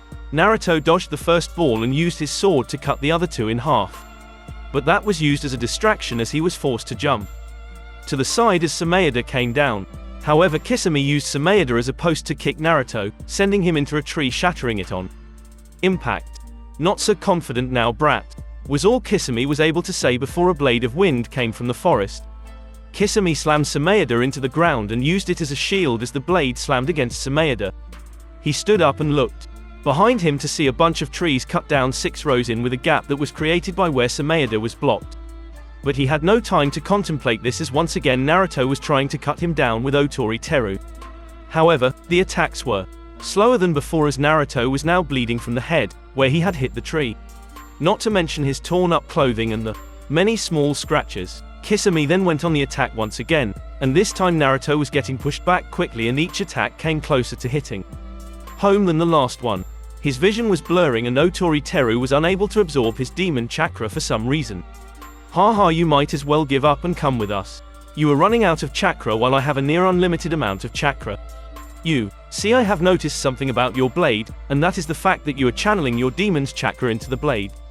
Now, while your sword can channel demonic chakra, Mine can eat any type of chakra and give it to me," said Kisame as he smiled at Naruto's widened eyes. "Damn, I stand no chance if I can't get Otori Teru into its second form.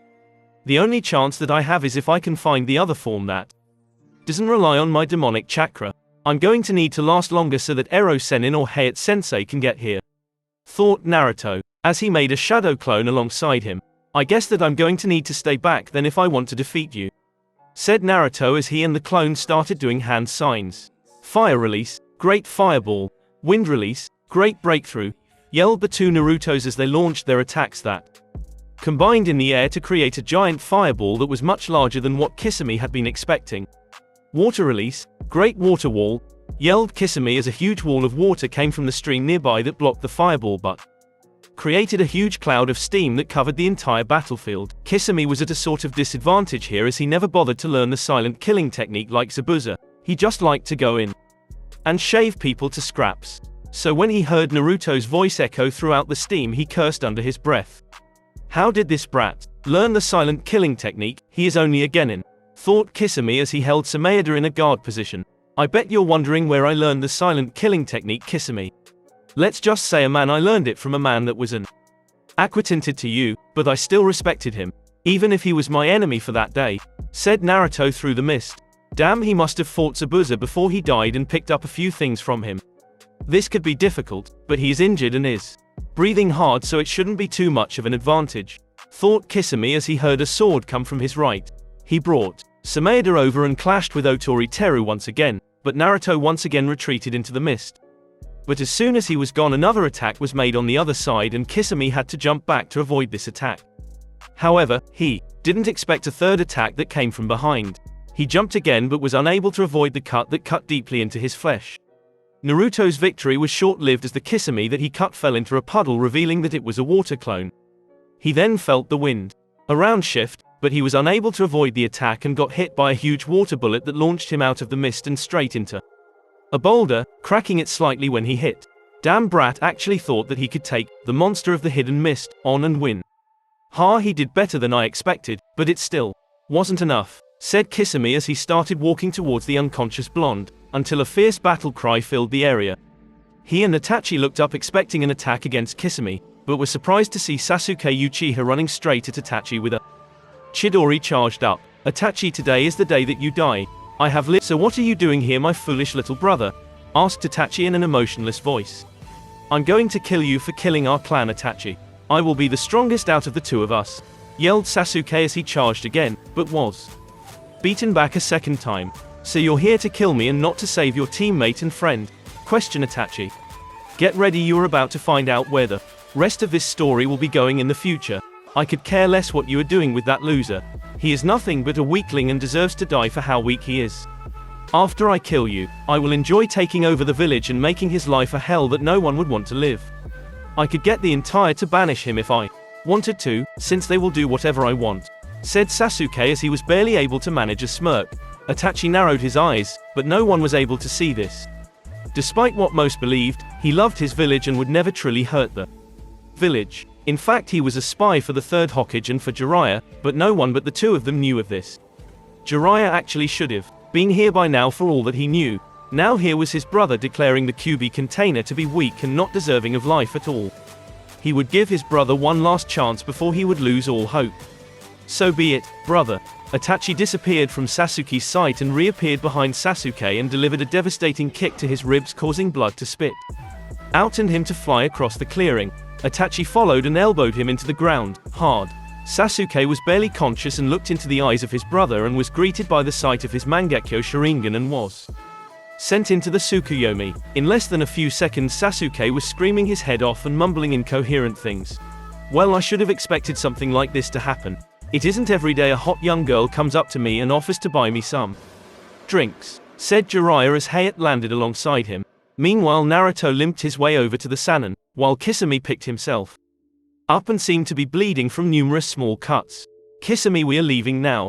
Jiraiya can possibly take us both on at the same time and possibly win, but with Hayate Gecko by him the odds are in his favor," said Itachi as Kisame nodded in agreement.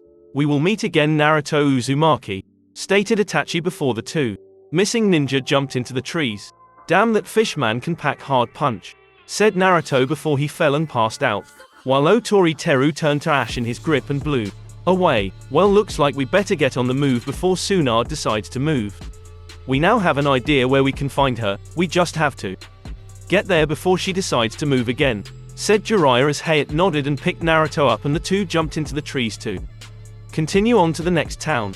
Meanwhile, Maito Guy jumped into the clearing yelling, "Dynamic entry," but was surprised to find no one there but an unconscious Sasuke in a crater. He picked the boy up and was now heading back to Konoha after he concluded that Naruto, Hayate, and Jiraiya all go away safely from Kisame and Itachi. A week later, Naruto, Hayate, and Jiraiya were now approaching the town known as Tanuka, and God was Naruto amazed by the size of the town. He had gotten the second stage of the Rasengan down earlier than both of his senseis thought was possible and was now close to finishing the third step, to the surprise of the two senseis. "Yeah, we better find her quickly to make sure nothing bad happened to her," commented Jiraiya as Naruto made 50 clones that all split off into different directions to start looking for her. "Why don't we look for some rooms now, while my clones look for Tsunade?" asked Naruto as he casually walked down the street. "Good idea, Gaki," said Jiraiya as he took the lead once more and led him to a nice hotel that they could stay in. An hour later, Naruto popped up out of his training, causing both Jiraiya and Hayate to jump a little. "One of my clones found her in a diner not too far from here, so let's go and get her now," said Naruto as he led the way this time. They soon entered a diner, and Jiraiya quickly spotted his teammate drinking a bottle of sake while her student sat there with a small pig in her arms. "Let me do the talking, okay," stated Jiraiya as he walked up to Tsunade. Tsunade and Shizune were sitting there at one of the many diners of Tanuka town having discussion about what had just happened a few hours ago with Orochimaru. If what Orochimaru said was true, then Sarutobi was dead and Orochimaru could bring both Dan and Nawaki back from the dead. When suddenly, "Tsunade, what are you doing here?" exclaimed a man with white hair. Yep, this day couldn't get any more interesting than what it is now. "Jiraiya, what the hell are you doing here?" yelled Tsunade as she spit out her sake in surprise. "What, can't an old friend just stop by to say hi?" asked Jiraiya as he sat down by Tsunade while Naruto and Hayate sat down beside Shizune. "Since it involves you, I doubt it. So what are you doing here, and don't try and lie," said Tsunade as Naruto, Shizune, and Hayate just watched the interaction with interest.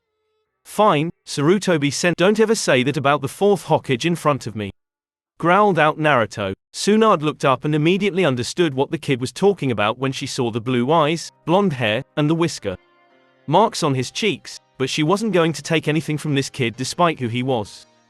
If they weren't fools, then why did they go and get themselves killed?" laughed Tsunade. At that point, Naruto's eyes turned red for a split second, and then there was a crash and dust flew up everywhere as Tsunade was punched through the wall. Naruto was quick to follow her out, with a rage-filled face, and everyone else quickly followed. What they found was a Naruto standing 10 meters away from an outrageous Tsunade on her feet with blood coming from her mouthy. "Brat, what the hell was that punch, foe?" said Tsunade before she was interrupted by Naruto. "How dare you belittle their sacrifice like that? They gave their life for people other than themselves so that others could live, and you call them fools. At least they had something worth fighting for and faced their problems head on. Unlike a drunk, washed-up woman who can't get over her past, it makes me sick just to see what you've become. From one of the greatest Sannin ever to someone who so easily disrespects the memories of those that I admire," said Naruto with conviction as Tsunade lowered her head in shame slightly, but that soon changed to a defiant look of her own. "What would you know about sacrifice? I have lost loved ones to that village, and everything that has to do with that village causes someone I know to die," said Tsunade. "Are you actually asking me what I know about sacrifice? You know exactly what I am, so tell me, what do I know of sacrifice? My very existence is nothing more than a sacrifice," shot back Naruto. "It doesn't matter at all. I am not going back to the village," stated Tsunade. "I am going to kick your ass. Jiraiya-sensei, I am going to kick her ass, so don't try and stop me," stated Naruto. "Shit, he is serious. He would never call me sensei," thought Jiraiya, as his eyes widened. "Ha, brat, I am a Sannin. What could a brat like you ever do to me?" asked Tsunade with a smirk. "Underestimate me and you will lose this fight, old lady," said Naruto. "All that I will need is a single finger," claimed Tsunade as she pointed out her one finger, which made Naruto to smirk slightly. "Fine then, your funeral," said Naruto before he vanished from sight. Tsunade's eyes widened at the display of speed, but sensed the attack from behind and barely dodged the punch aimed at her head. She tried to counterattack, but Naruto had already moved and was attacking her once again. This time Tsunade tried something different as she sensed his approach. She sent her pinky into the ground in front of where Naruto was about to appear and sent a huge slab of rock up into the air as a wall.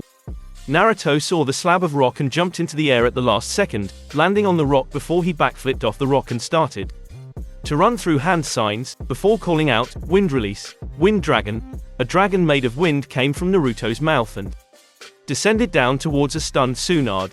She jumped back as the dragon hit where she was a second before, but it created a shockwave of wind that caught her off guard, and sent her into a wall. She got back up and glared at the smirking Naruto, who was just standing on the slab of rock that she had used as a shield earlier. "So are you going to take me seriously, or am I really this much faster than you?" questioned Naruto jokingly.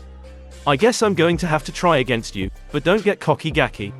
I'm still leagues ahead of you," yelled Tsunade. "Are you kidding me? You can manipulate chakra to increase your strength 100-fold, while I can manipulate it to increase my speed by 10-fold. This allows me to move slightly faster than you. You see, I am a wind manipulator master, and the way I fight revolves around the theory of wind. Be elusive and unable to hit, while striking with the force of a hurricane when the opportunity presents itself," said Naruto as he dodged another punch at the last second. "Damn, this Gaki is too fast and most of my attacks rely on getting close to him. I can try my more powerful attacks, but that would force me to admit that I had to go hard against a genin, despite his skill," thought Tsunade after making up her mind. "Take this, brat," yelled Tsunade as she slammed her fist into the ground, causing the earth split apart in a crack, causing Naruto to lose his balance. That was all that Tsunade needed as he jumped towards him and slammed her fist into his face faster than what he could react. He flew headfirst into a wall, shattering on impact. Damn, that must have hurt. Naruto shouldn't have gone picking fights with a Sannin. Oh my god, Tsunade just killed that poor boy, thought the three people who were observing the fight. Tsunade turned from the hole in the wall and signaled for Jiraiya to get his student, but all Jiraiya did was smirk, surprising Tsunade. Suddenly a battle cry rang out through the battleground and she turned to see Naruto running at her with an uncompleted Rasengan in his hand. She acted in instinct and dodged the attack right before it hit the ground. "What the hell are you thinking, Jiraiya, teaching the brat a technique like that? It took you almost an entire year to learn that technique. There is no way that the brat will be able to master that technique," yelled Tsunade. "Hey, I can't master the Rasengan after all. My father is the one who created it," yelled Naruto, surprising both Tsunade and Shizune with his knowledge. "How do you know who your father is? You weren't supposed to find out until you became a Junin, but yet you are a genin. How did you find out?" asked Tsunade while Shizune stood there gaping like a fish. "You can thank the Kyuubi for that," stated Naruto with a smirk, while Tsunade's eyes widened. "You can talk to the Kyuubi?" questioned Tsunade. "Of course, if you had a demon within you for all of your life, don't you think it would be smart to befriend it? We have a sort of partnership between the two of us, where he gets a nice place to live while I get training from an immortal demon lord," said Naruto with a smirk. Haha, you know what, brat, how about a bet?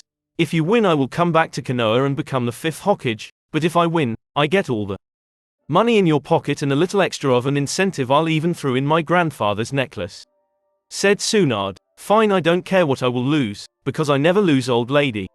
I will take that bet of yours," said Naruto with conviction. A week later, after many days of training, research, and drinking, Naruto finally found himself waking up in the morning, when Shizune burst through the door looking for Jiraiya and Hayate.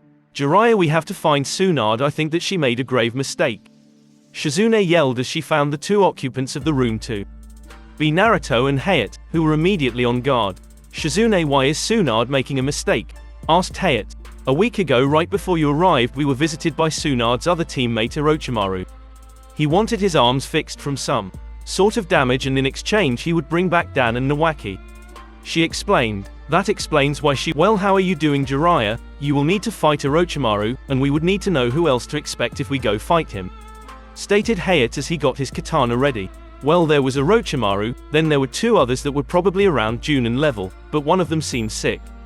He had white hair and a very stoic expression on his face.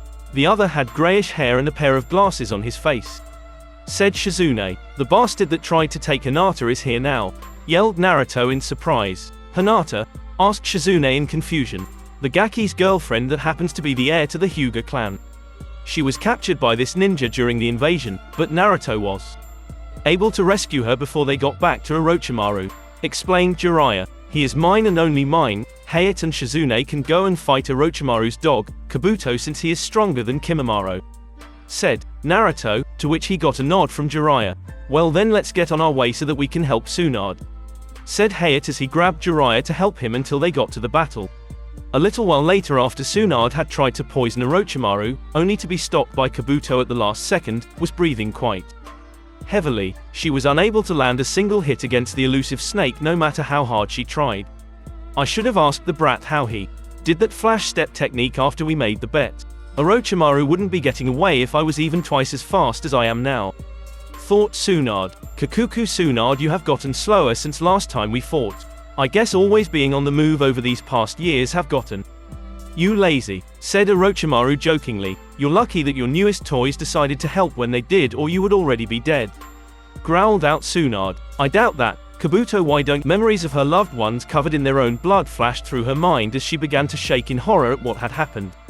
Pretty soon she was completely cut off from reality as Kabuto's wrist healed and he made his way to Tsunade with the dagger in his hand.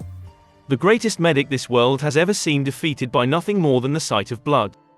How pathetic, and here I was thinking that I might actually get a challenge out of this fight. Said Kabuto as he raised the dagger above his head to deliver the finishing blow. Wind release, piercing air spear. Came a shot and Kabuto was forced to jump by as a blast of air in the shape of a spear went right through the area that he just was. Ah well, if it isn't Jiraiya and his posse of ninja, here to fight me. Said Orochimaru as Kabuto landed alongside him and Kimimaro.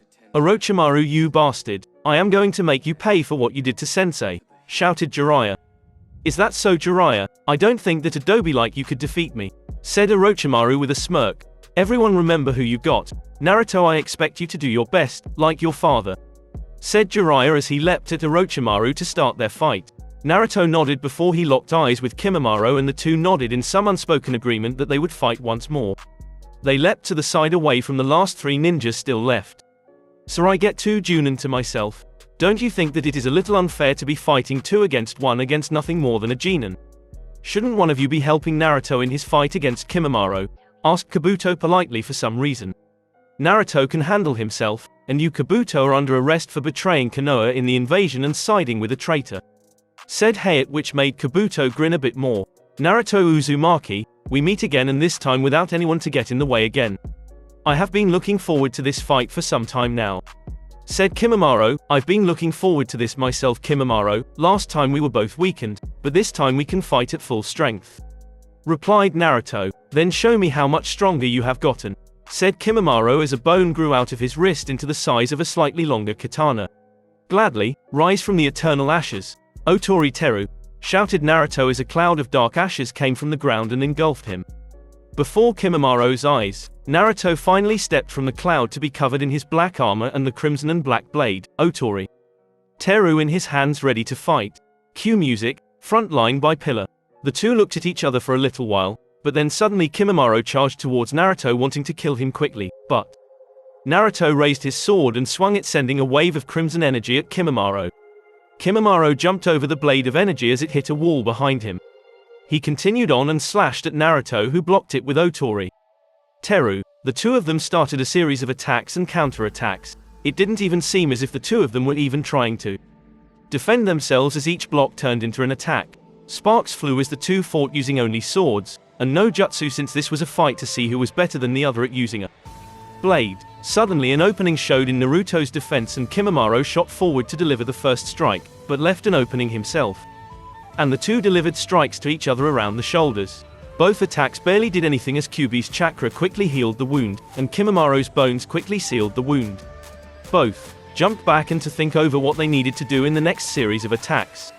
Suddenly Kimimaro raised his hands up and bent the hands back and started to fire what appeared to be spikes from his wrist in a rapid speed. Naruto started to dodge back and forth, while using Otori Teru on the spikes that he couldn't dodge. Jumping into the air, he brought his blade down and fired a wave of crimson energy at Kimimaro that destroyed every spike it hit. Kimimaro jumped back to dodge the attack again, only to see a bunch of air bullets heading right for him. He raised his bone sword up and slashed at 3 of them, but a 4th hit his leg, causing him to lose his balance.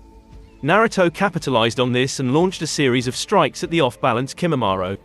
At this point Kimimaro could only defend while backing up, but he was at a disadvantage and received. Kimimaro tried to hit Naruto with his finger bullets, and Naruto jumped back avoiding the attack. Kimimaro used this to activate the first stage of his cursed seal, and the black markings covered his body, and a second sword grew from his wrist. Kimimaro launched himself at Naruto, disappearing from view for a second before he appeared behind Naruto and struck at him. Naruto raised Otori Teru in defense, but the force behind the attack launched him across the street into a building. Naruto stood up with blood coming from a gash in his head, but he didn't get to rest as another attack from Kimimaro came from his side. And he ducked low to dodge, but he got hit by the knee that came from below that sent him over the wall and into the air. Kimimaro appeared above him and tried to cut him in half, but Naruto raised his sword in a meager defense that saved his life, but still caused him to be launched into the ground. Naruto stood up shaking with blood coming from multiple cuts in his body, but they were nothing as Kyuubi had already started to heal him. "You're faster than last time we fought, Kimimaro," stated Naruto as Kimimaro appeared 15 feet in front of him.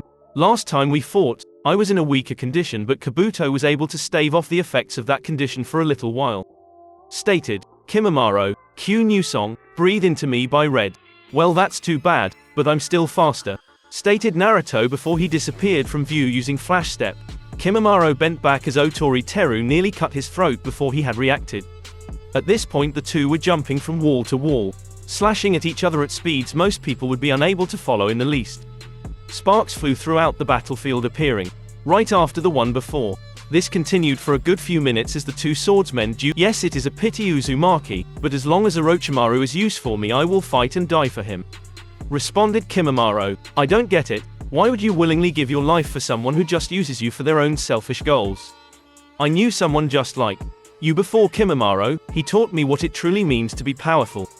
It all comes from protecting the people who you love. As long as you fight for them, then you are powerful," said Naruto. "Orochimaru gave me a purpose to live for Uzumaki. If it wasn't for him, then I would be dead or a mindless killing machine.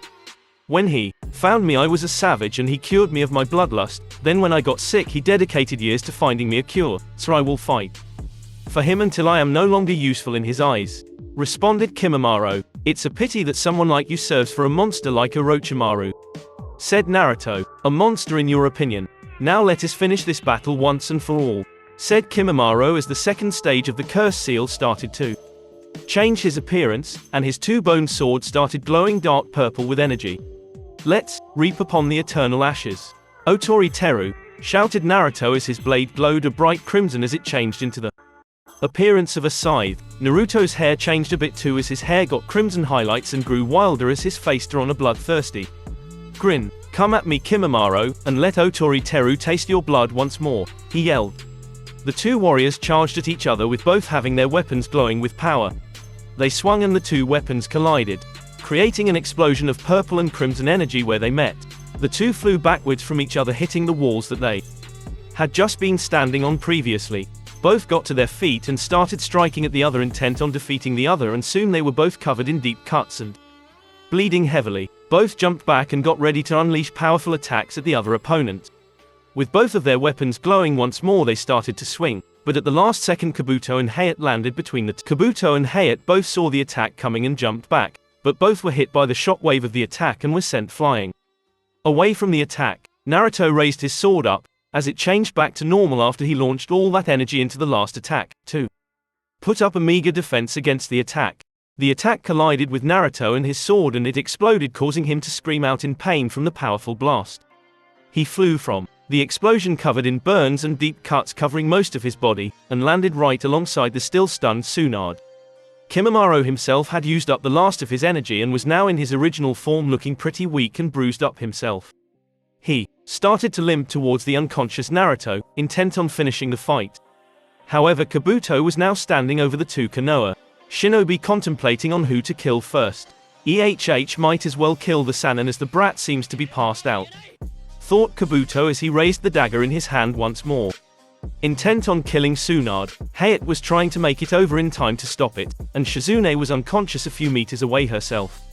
Tsunade looked at the blade falling and closed her eyes, waiting for the end, but when a liquid splashed across her face, she looked up and gasped in horror and surprise. as Naruto was standing above her with a dagger sticking through his right shoulder. Naruto coughed up blood on Kabuto and grabbed the hand that held the dagger with one of his hands. "Hey old lady, get ready to pay up for that bet we made earlier," said Naruto weakly as he held his right hand at his side, while his left hand held onto Kabuto's hand. Naruto formed the Rasengan and despite Kabuto's best efforts shoved it into Kabuto's gut, sending him across the battlefield in a heap. Alongside where Kimimaro was now standing. He tried to stand, but soon fell when he discovered that the attack had done much more damage than he thought. Kimimaro helped him up and they stared down Hayate, who was the only ninja left that could still fight on both sides. "Tsunade, you have to snap out of it and heal Naruto or he will die," said Hayate as he stared down the two sound ninja. Naruto had finally collapsed from his wounds and chakra exhaustion. Tsunade finally snapped out of her fear and began to frantically heal Naruto, and was soon joined by a weakened Shizune who had finally woken back up. Both tried hard and soon his wounds had closed up and was breathing weakly but steadily. Orochimaru and Jiraiya had stopped fighting to watch the end of their battle, and Orochimaru narrowed his eyes at the unconscious Naruto. "If I don't do something about him now, then he could be a real pain in the next few years," he thought as he launched himself at Naruto. Jiraiya tried to intervene but was kicked away while shouting out a warning to Tsunade. Tsunade saw Orochimaru with his sword sticking out of his mouth heading straight for Naruto. She did the only thing that she could and jumped in front of the blade. Orochimaru laughed as he didn't see the point of sacrificing her life for someone who would die despite what she sacrificed. But that soon turned to a grunt as he was blasted across the battlefield by Tsunade, who had used her regeneration jutsu to heal herself. Pretty soon, she was pounding him across the battlefield. He struck it with his sword and was able to buy himself enough time to reach both Kabuto and Kimimaro. It had been a week since Naruto had woken up from the wounds he had suffered in his fight against Kimimaro and Kabuto. They were now on their way back to Konoha, so that Tsunade could take up the mantle of being Hokage.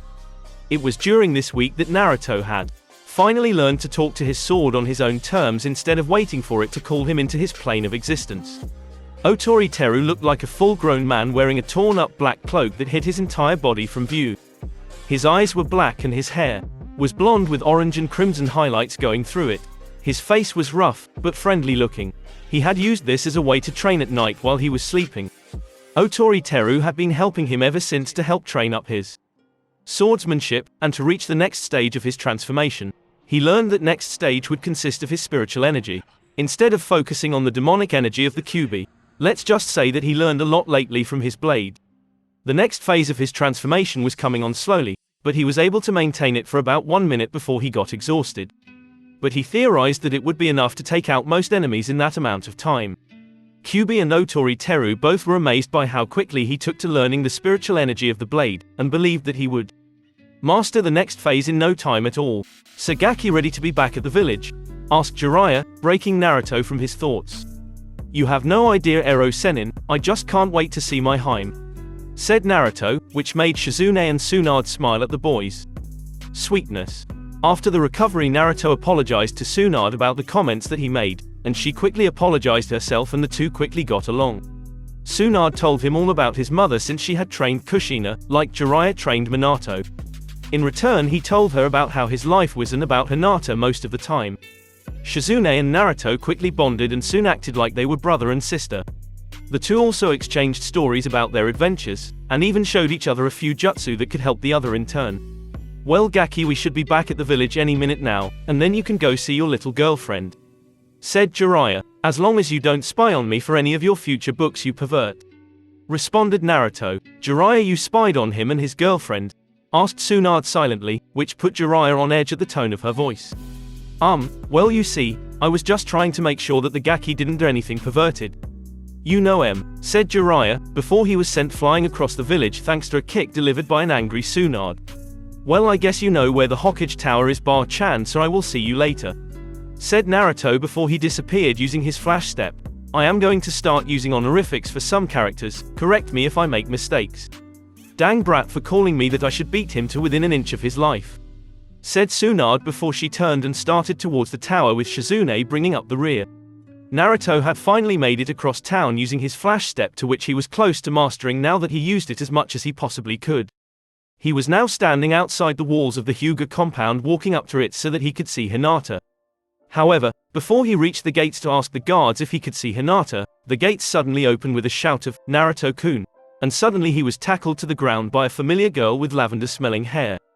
"Hey Hinata-chan." Suddenly he was gone, and a moment later he was standing on the other side of the street lifting the man who had made that comment by his neck. "Never ever let me hear you call her that again or I will kill you," growled out Naruto, but he released him when he felt a gentle hand on his shoulder. He turned to see Hinata looking at him with concern, and he grabbed her hand and the two of them walked down the street towards the Hokage monument. They didn't speak until they reached the top of the mountain, and was sat against one of the trees. "I'm sorry for what I did, Hinata-chan.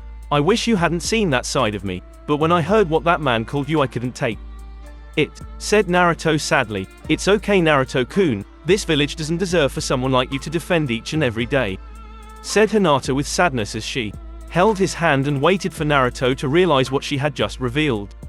"Yeah, I guess, but this is my ville, wait you know," shouted Naruto in surprise and fear as he jumped away from Hinata. Hinata smiled a warm smile and Naruto and responded, "Naruto-kun, I have known for years now, most of the Hyuga clan knows since we can see your chakra with our eyes. That's why I have always wanted to be your friend, since you are strong enough to keep even the strongest demon from killing all of us. I just want to know that it doesn't change any of my feelings for you. If anything, this makes me like you even more. So you really don't care then, Hinata-chan?" Naruto looked down for a second before he continued, "I'm sorry for not telling you myself, Hinata-chan. I just thought that you would be afraid of me like everyone else is in this village," he said. Then he was wrapped in the arms of Hinata, and he didn't waste any time as he hugged her back for all that it was worth. They both broke apart and looked the other in the eyes before they leaned in and closed their eyes. Naruto felt Hinata's lips touched his, and he was suddenly in a world of bliss as he was finally kissing the girl that meant everything to him. He didn't care what the village thought about this as he kissed her. But soon he heard a few of the villagers muttering about him and his demon whore, and that threw him into a rage. He stood Hinata up and rounded on the villager and disappeared. He reappeared at the villager's throat with his sword unsheathed in his neck. "Never ever say something like that ever again while in front of me or I will remove your head from your shoulders," growled Naruto, before he stepped away and walked over to where a surprised Hinata was standing. "I'm sorry for that, Hinata. Could we perhaps go somewhere less crowded?" asked Naruto, and when he got a nod from Hinata he took her hand and they proceeded to walk to the Hokage mountain. When they got there they sat underneath one many trees and sat there in silence, until Hinata broke the silence. "Naruto, you don't have to punish everyone that insults me for dating you. I know they deserve it, but I don't want to see you get in any trouble," said Hinata. "I know that, Hinata, but it hurts me when you're sad or if someone is calling you names. If the council wants to make something out of it then they can try, but I am no longer the same person and I will fight for my rights now," said Naruto as he hugged Hinata. "But father told me that the civilians have been calling for your execution or banishment even more than usual lately," she said as a few tears came out of her eyes. Naruto leaned down and gently lifted her face up so that he could look her in the eyes. "Don't worry about me, Hinata. Old man Saruto be always prepared for the day something like that might happen. If they try anything then I will be ready," he said as he leaned in to kiss her. What happened next was a very aggressive make-out that lasted for several minutes before they stopped to breathe. Both had flushed faces and were breathing hard, as they laid back once again. "I know that I don't have to worry about you getting hurt, but I don't want you to leave me, Naruto. If they did banish you or try and have you executed then I would like to come with you to wherever you go," she said, to which Naruto looked at her in surprise. "Don't you understand, Naruto? Without you I have no reason to live here. You have always been my strength that kept me going. I couldn't live without you in my life," she said sadly, then she added something else. "Father told me that the civilian council has been trying to enact the CRA for Sasuke. I am one of the girls that they want to marry, that creep. What? They are just planning to hand you and other girls to him as if you were a breeding machine that only existed for him. Don't worry, Hinata, I will do anything to protect you from him, even if we have to leave the village," he said as he hugged her even tighter. "I wish we could just stay like this forever," said Hinata softly. "I do too, Hinata, I do too," he said as he held her. Sasuke Uchiha was mad. No, he wasn't just mad, he was absolutely furious with the way things were going. He had just learned that there was a new Hokage in Konoha, and this one didn't treat him with the respect he deserved. Just like that fool of a Hokage that had just been killed by the man Orochimaru. Then there was the dead last Naruto, who was proving to be anything but a dead last. If he had heard correctly then Naruto was stronger than him now, even though he would never admit it. Naruto had been able to defeat Gaara, a sound Junin that was said to have been an elite, and was even able to hold his own against Itachi's partner. Ever since he started using that sword, Naruto has been one of the most powerful ninja the village had ever seen in a long time. I had to have been the sword doing, and Sasuke knew that a weapon like that would easily be able to help him kill Itachi. Yes, that is what he needed to do. He had to get that Orochimaru sent you then. I guess I could use some training from him, but first there is business here that I need to attend to. I will be ready to leave in just 3 days, then I will meet you outside the east gates of Konoha at this time. Sasuke replied, to which Kimimaro only nodded before he left. Soon I will have the strength to kill you, Itachi, thought Sasuke as he laid down to prepare him for his meeting with the council. Tomorrow, the next morning found Naruto walking towards the Hokage Tower for a meeting with the council that he was informed that he was to attend. He already had an idea of what this was about, and he wasn't happy about it. But then again, Shikamaru was also summoned to the council, so he wasn't too worried. He entered the meeting to find all of the civilian councillors glaring at him, with the Shinobi Council looking at him with kindness in their eyes. Tsunade was smiling at him, but the 2 advisors were glaring at him behind her back. Naruto Uzumaki and Shikamaru, Nara, you have been summoned to the council by the Hokage. Do you know why you're here? Asked Tsunade. Not really, Bar-chan, but I don't think you would call me here if it wasn't important, stated Naruto, who ignored the cries of outrage that came from the civilians and the advisors. Well, we are here to discuss your actions during the Chunin exams last month. It has come to my attention that you, Naruto Uzumaki and Shikamaru Naru, both showed leadership and a grasp for tactics. Furthermore, you both, along with Kiba Inuzuka, fought against a sound Junin and saved Hinata Hyuga from being kidnapped by Orochimaru. For these actions I have found it prudent to reward both of you with the honor of being a Chunin, said Tsunade with a smile. Hokage, how can you let this thing become a Chunin for our village? Shouted an outraged citizen. Are you questioning the way I do things in this village? Asked Tsunade dangerously. Now what do the 2 of you have to say for your promotions? Even though it is troublesome to be a Chunin, I will follow any orders that you will have me do, said Shikamaru lazily. I will uphold my position with honor and dignity, until I die, Bar-chan, said Naruto professionally. Yes, I believe that you will, Naruto, you better not fail me, she said with a smile. Hokage, since we are done with this part of the meeting, I would like to bring up a number of issues that have came to light over the past few weeks, said one of the braver civilian councillors. What is this issue that you want to be brought up then? Asked Tsunade, clearly annoyed. Well, it has come to my attention from a very reliable source that this boy here has stolen an object of someone else's and has been using it, said the councillor. What is this object then, honorable councillor? Asked Tsunade as her and the shinobi's eyes narrowed at him. I have heard from Sasuke Uchiha that this boy here forcefully stole that sword that he has now.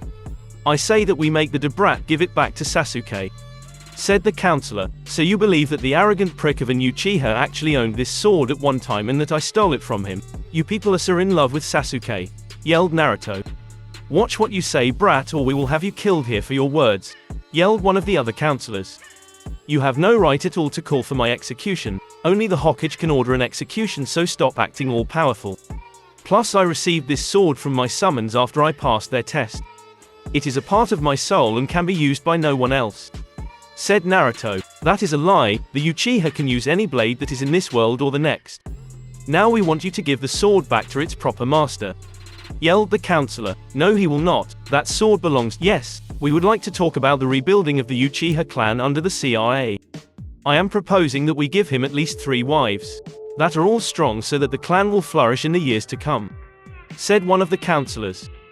Fine, what 3 girls do you have in mind then, councillor? Asked Hiyashi in suspicion. Well, Hiyashi, I was thinking that we have Sakura Haruno, Ino Yamanaka, and your daughter Hinata Hyuga be his wives when he turns 16. Sasuke himself has expressed interest in your daughter. You should be very proud, said the man with a smile, while Hiyashi looked pissed. No, my daughter will not marry the Uchiha in this world or the next. He is arrogant and undeserving of her affection, and I will not stand for such a thing. Besides, my daughter has already been betrothed to someone else, before she was even born, said Hiyashi with anger. What type of lie is this, Hyuga? If she was already betrothed, then why is she currently dating that demon? Asked the councillor as he pointed at Naruto, who had decided to stay. What my daughter does is of no concern to you. As long as my daughter is happy, then I do not care about who she sees. If my daughter still loves this boy when she is 16, then I will allow him to marry. said Hiyashi to the surprise of everyone in this room, since most believed him to be a very cruel man. This is an outrage, Hyuga. We must give the Uchiha whatever he wants if we want to remain powerful in the years to come, shouted one of the civilians. One clan doesn't change a village, but it is how all the clans work together to survive that shows how powerful a village truly is. Everyone in the village must pull their own weight if they want even the slightest of chances of surviving. Came the voice of Naruto. Shut up, brat. How dare you talk during a meeting that doesn't include you? Anbu, arrest this thing, yelled one of the counselors. However, when before the Anbu moved they were shot a look. I have every right to speak as you have already mentioned me by nickname earlier in this discussion. Furthermore, the civilian council has no right at all to call upon the ninja of this village. Only the Hokage can order the ninja to do something. I have studied the laws of Konoha more than almost anyone, and I now know most of the rules by heart, said Naruto to much of the council's shock. I like this kid, he isn't even afraid of any of the people in this room despite his age. Furthermore, he is completely right, so I say we call this meeting to a close and go home for the day, said Inoichi, as he stood up with his two friends. Naruto bowed before leaving, and when he walked into the waiting room to find a smirking Sasuke with his hands held out as if he was expecting something, Naruto ignored him and just walked towards the door until he felt someone pull on his shoulder and turn him around. Dobi, I think you are forgetting to give me something that belongs to me now, said Sasuke smugly. Team, the Hokage has ruled in my favor in this matter, so don't ever try and take my sword from me again, or next time I will scar you for life. Otori Teru is a sentient sword and chooses its master, and it chose me, so no matter what you do, you will never be able to use him, said Naruto as the two glared at each other. You are weak, Dobi. A sword like that should be used for one of the elite.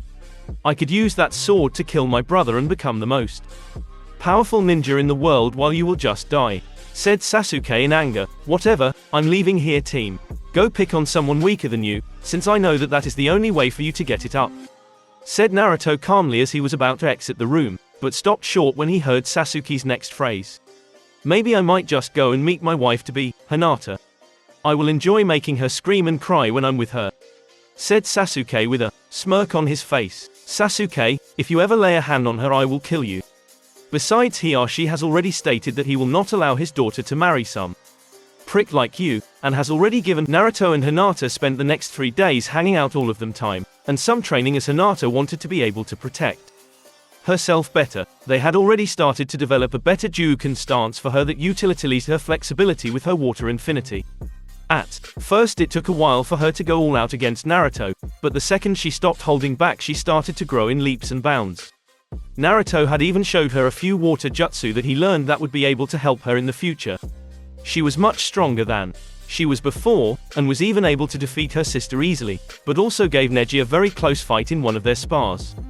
That also changed as Neji was back to his old self and became really protective of Hinata, and even threatened Naruto with harm if he ever hurt her. It was early in the morning of the 4th day when Naruto and Hinata were both walking towards one of the training grounds, when suddenly Shikamaru ran up to them panting. It was quite a surprise to see him work up any type of sweat.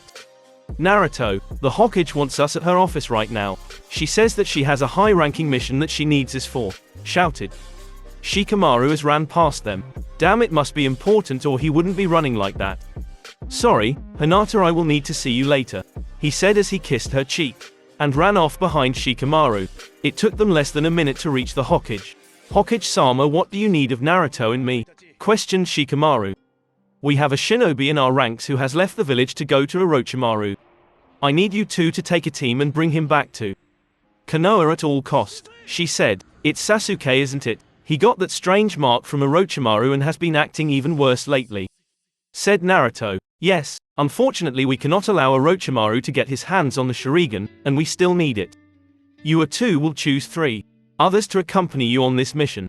Do you have anyone in mind that can help you? She asked the 2 newly promoted Chunin. Hokage-sama, there are more experienced Chunin out there right now that could do better than us. Why are you choosing 2 new Chunin to do such an important mission? Asked Shikamaru. There are no more Chunin that we can spare on this mission, Shikamaru, so you 2 will have to do, said Tsunade. Fine, then we want to take Neji Hyuga, Choji Akimichi, and Kiba Inuzuka. Neji can use his Byakugan to find traps and prevent ambushes from happening. Choji can be our heavy hitter, and Kiba should be able to easily track down Sasuke. said Naruto, to which Shikamaru nodded. Fine, they will meet you at the Eastern Gate in the next 20 minutes. I suggest you use this time to prepare yourselves and say goodbye to your friends. Tsunade said sadly. Don't worry, Bar-chan, no gay emo team is going to beat us back, said Naruto as he stepped out of the room. Troublesome, muttered Shikamaru as he jumped out of the window. 20 minutes later found the 5 ninja that were going on the mission at the gate saying their final goodbyes to their friends and family. Naruto was hugging Hinata, who was crying. Shikamaru and Choji were talking to Ino, Neji was talking to Tenten, and Kiba was just talking to his dog. Then Sakura ran up to Naruto and punched him in the jaw, sending him down to the ground. She looked pissed and was met with an angry glare from Naruto himself. Sakura, do tell me why you decided to punch me just now. You monster, if it wasn't for you then Sasuke would have never left the village. You made him feel weak even though he is the strongest ninja this village has ever had. If you don't bring him back then I will make your life a living hell. She yelled. How dare you blame me for the team leaving, you selfish bitch. He left this village for the sole reason of getting power to kill his brother. Don't worry though, Sasuke will be coming back, and if he resists, he will be coming back without an arm if I must, said Naruto angrily as Sakura gasped in horror. How can you? Okay, here is what we know of the mission so far. Last night Sasuke Uchiha was spotted leaving the village with 4 ninja from the Sound Village. Our job is to catch up to these ninja and bring Sasuke back whether he wants to come back or not. Now let's get going and finish this mission before the day is over, said Naruto as he jumped into the woods with the rest following behind him. Now just to let you know, this will be a time skip to the part where Naruto faces off against Kimimaro for the very last time. Here is the part where my story will take a major turn from the original plot. So Kimimaro, we meet again. I was hoping that we would have solved our differences by now, said Naruto as he stood there with Otori Teru in a guard position. Yes, Naruto, I was hoping that, but as long as you are against my master I will fight you. He is everything to me and even promises that he will find me cure for my sickness when we get back. Now let's conclude this fight once and for all, said Kimimaro as he adopted the first stage of his cursed seal, and 2 bone swords came from his arms. You actually believe that Orochimaru can find a cure to your sickness, when he couldn't even heal his own arms? I can Tsunade heal your arms, and offer you a home away from Orochimaru for the rest of your life, said Naruto. I cannot believe that Orochimaru would do that to me. Until it happens I will fight for him, retorted Kimimaro. He is only using you as a tool to get Sasuke for himself. The second you lose your usefulness he will leave you behind or even have you killed for a failure that isn't your fault. You are serving a master that doesn't care for you at all. It was all a lie, shouted Naruto. You don't know what you're talking about. Lord Orochimaru cares about every one of the people who serve underneath him, shouted Kimimaro in rage as he charged at Naruto. Naruto had just achieved something most people, including Orochimaru, could ever achieve.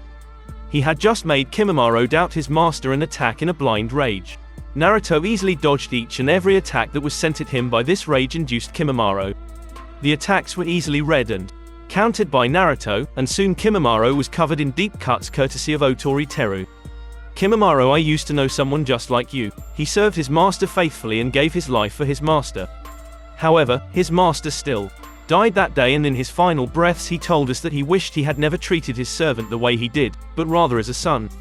Can you ever say the same thing for Orochimaru? Has he ever showed any sadness for one of the ones he calls his servants, when they die? Asked Naruto when the 2 of them separated. Kimimaro looked up with tears in his eyes and looked at Naruto. He was breathing heavily and cut up from multiple attacks. Orochimaru is the only one who has ever treated me with kindness. When my clan was killed off I was all alone, until he found me and started to train me. If I left him, where would I ever be able to go? I just can't ever be able to betray that kindness no matter what, shouted Kimimaro as more tears came down his face. I know that this would never happen, but in my story it would have to happen if I wanted to continue this story with its current direction. I know how you feel, Kimimaro. In my village I was hated by everyone and no one ever treated me kindly until I turned 6. On that day, a man approached me with a proposition to be trained by him, and I was overjoyed. He taught me how to be a ninja, but in the end I was betrayed by him when he tried to destroy my memories so that he could turn me into his own personal weapon. I was able to escape with most of my memories, but before I could escape he erased my memories of his name and his face. But I escaped since I knew that what he was doing was wrong. You are the exact same way, Kimimaro. Break away from his chains. said Naruto gravely. What will I do then if I do break away from him? He will just kill me then, said Kimimaro as the two ninja heard the sound of projectiles flowing through the air.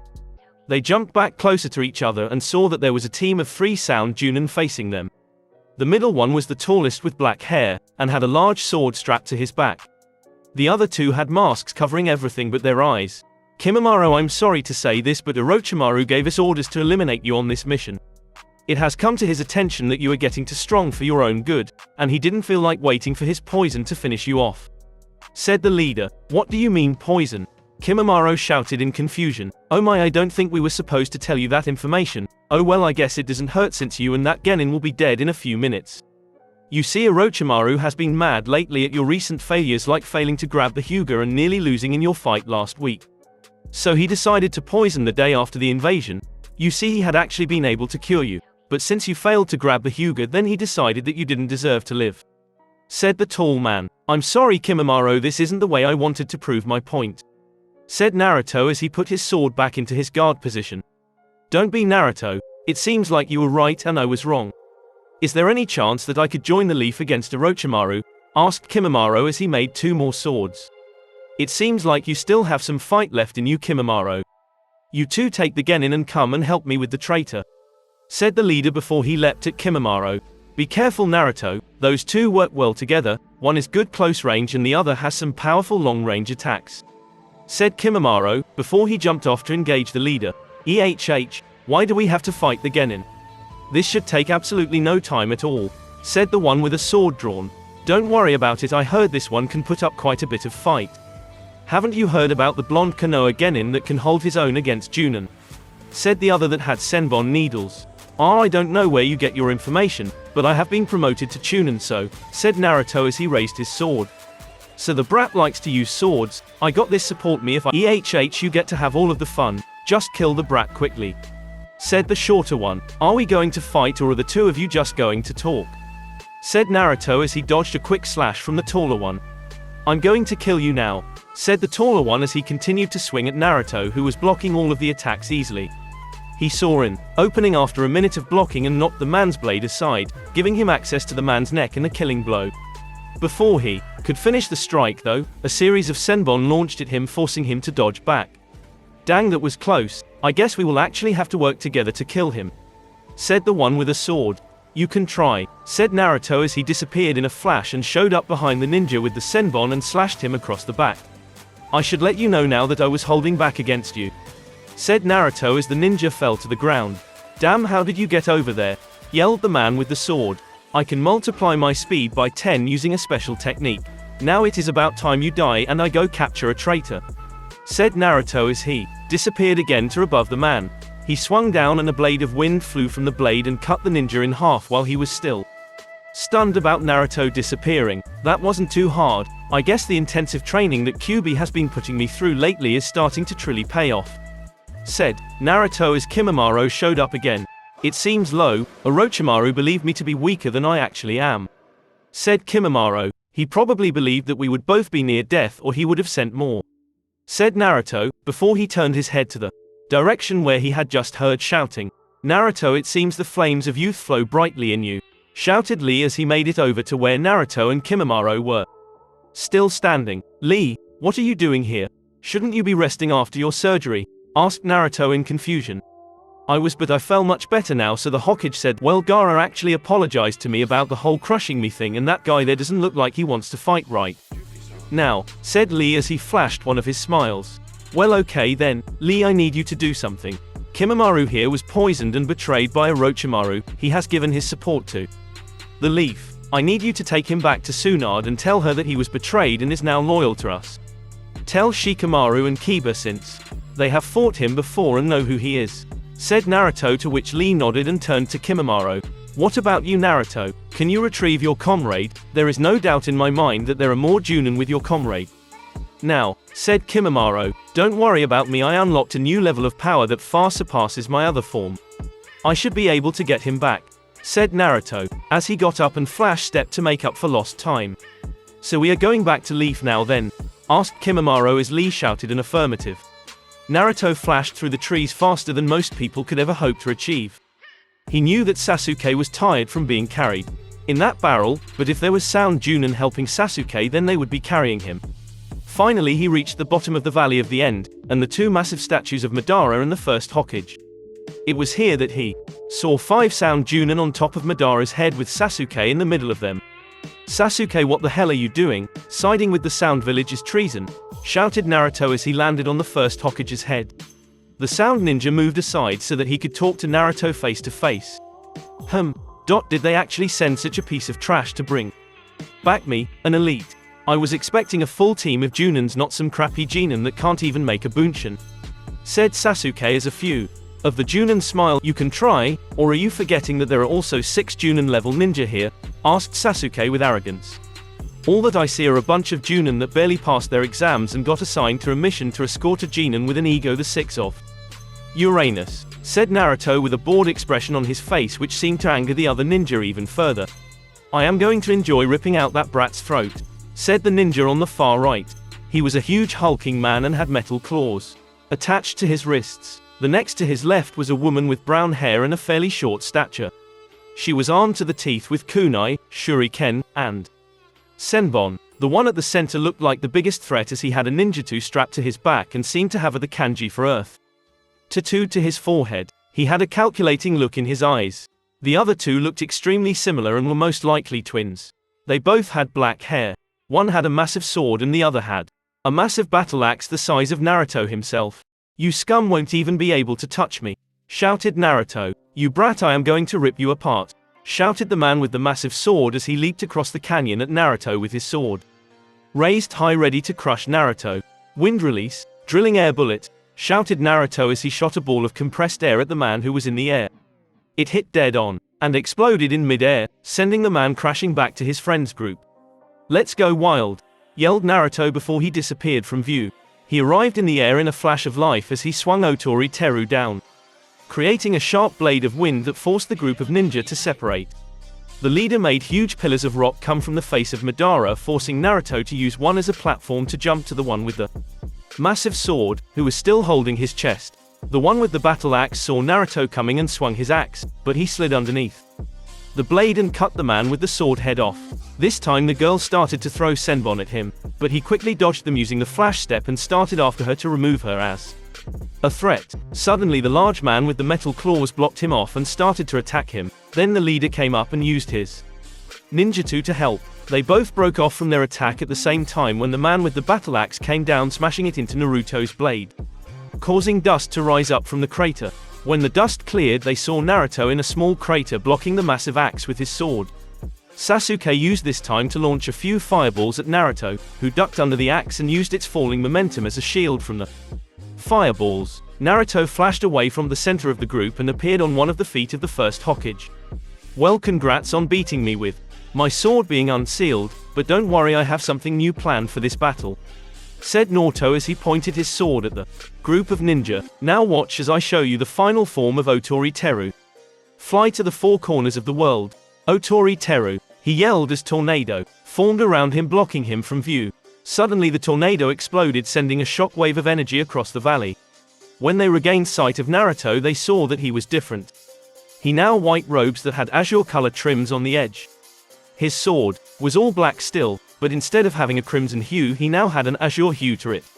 He grinned at him before he disappeared into wind. "Think like how smog disappears when a car passes through."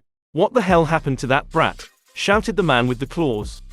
"I don't know, it seemed like he just became the air around him," said the one with the axe as they all started staring into different directions. "Konpeki Rakurai," came the voice from Naruto above them, but when they looked up they saw a blast of white light surrounded by an azure aurora came from the sky and head to the middle of their group. They all jumped away from each other, which would prove to be one of the biggest mistakes that you could ever make against Naruto. The man with the claws was in the air looking both ways before he saw the outline of the kid in his vision. He swung his claws at him only for his claws to pass through the near-transparent Naruto. "Missed me," mocked Naruto before he stabbed the man right through his heart, quickly killing him. The others quickly regrouped to find one of their numbers already dead. "Where the hell are you?" shouted the leader. "I'm everywhere, I am nothing more than the wind," said Naruto in a voice that actually sounded like it was coming from everywhere. "Dobi, where are you?" shouted Sasuke as he launched a ball of fire into a random direction. "I am right here," came Naruto's voice in the middle of the group. They turned to see the wavy image of Naruto inside their formation. The one with the axe swung down, but the blade went right through Naruto, just distorting his image a bit. Naruto swung his sword through the air while it glowed blue. Konpeki Rakurai, the blast of white and azure energy tore into the man with the axe, and killed him quite brutally. The leader then performed a jutsu to cause a tomb of rocks to cover the transparent image of Naruto. However, the ninja quickly saw that this wasn't going to work as colored air flowed from the cracks and reappeared in the form of Naruto. He launched himself at the girl and slashed her across the chest before she could respond. She would live if she found medical attention. Then he turned his attention on the leader once again and started to do hand signs. Wind release, flying wind shurikens, he yelled as hundreds of shurikens made of wind flew at the man and ripped him to shreds. Finally he turned his attention onto the last remaining member of this group. "So Sasuke, are you going to come willingly or are you going to fight?" asked Naruto with a smirk. "What the hell is this? How are you strong enough to kill all of them without even getting hurt?" asked Sasuke, who had his Sharingan activated and 2 kunai held in reverse grips. "Is that all that you wanted to know? Wow, I thought you would have some harder questions.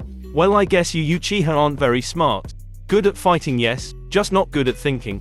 So why don't you just kneel down like a good dog?" said Naruto as he got closer to Sasuke. "How dare you mock me, you orphan piece of trash?" shouted Sasuke as he charged Naruto. "Wrong move," whispered Naruto as he dodged the 1 kunai and brought his sword down to Sasuke. Right before he hit though, he stopped and whispered, "Konpeki Rakurai." The attack exploded with much less force than what it did the last few times, but it was enough to send Sasuke flying unconscious and bleeding from multiple cuts. Naruto floated over to Sasuke's unconscious body and reverted out of his release. He looked down to Sasuke and reflected on all that had happened since the two boys met and couldn't help but let a tear slid down his eyes. "What happened to our friendship, Sasuke?" asked Naruto to himself as he picked Sasuke up and flash-stepped back to Konoha and the waiting arms of destiny. Well, that was 5 chapters. I know it went quite quick for 2 hours and a half. But anyways, I hope you all enjoyed this what if. Please don't forget to like, share and subscribe and follow the creator and support him or her, I'm not sure. And don't forget to join the Discord server, link in the description below. And anyways, my darklings, you're all dismissed. Please stay safe and peace.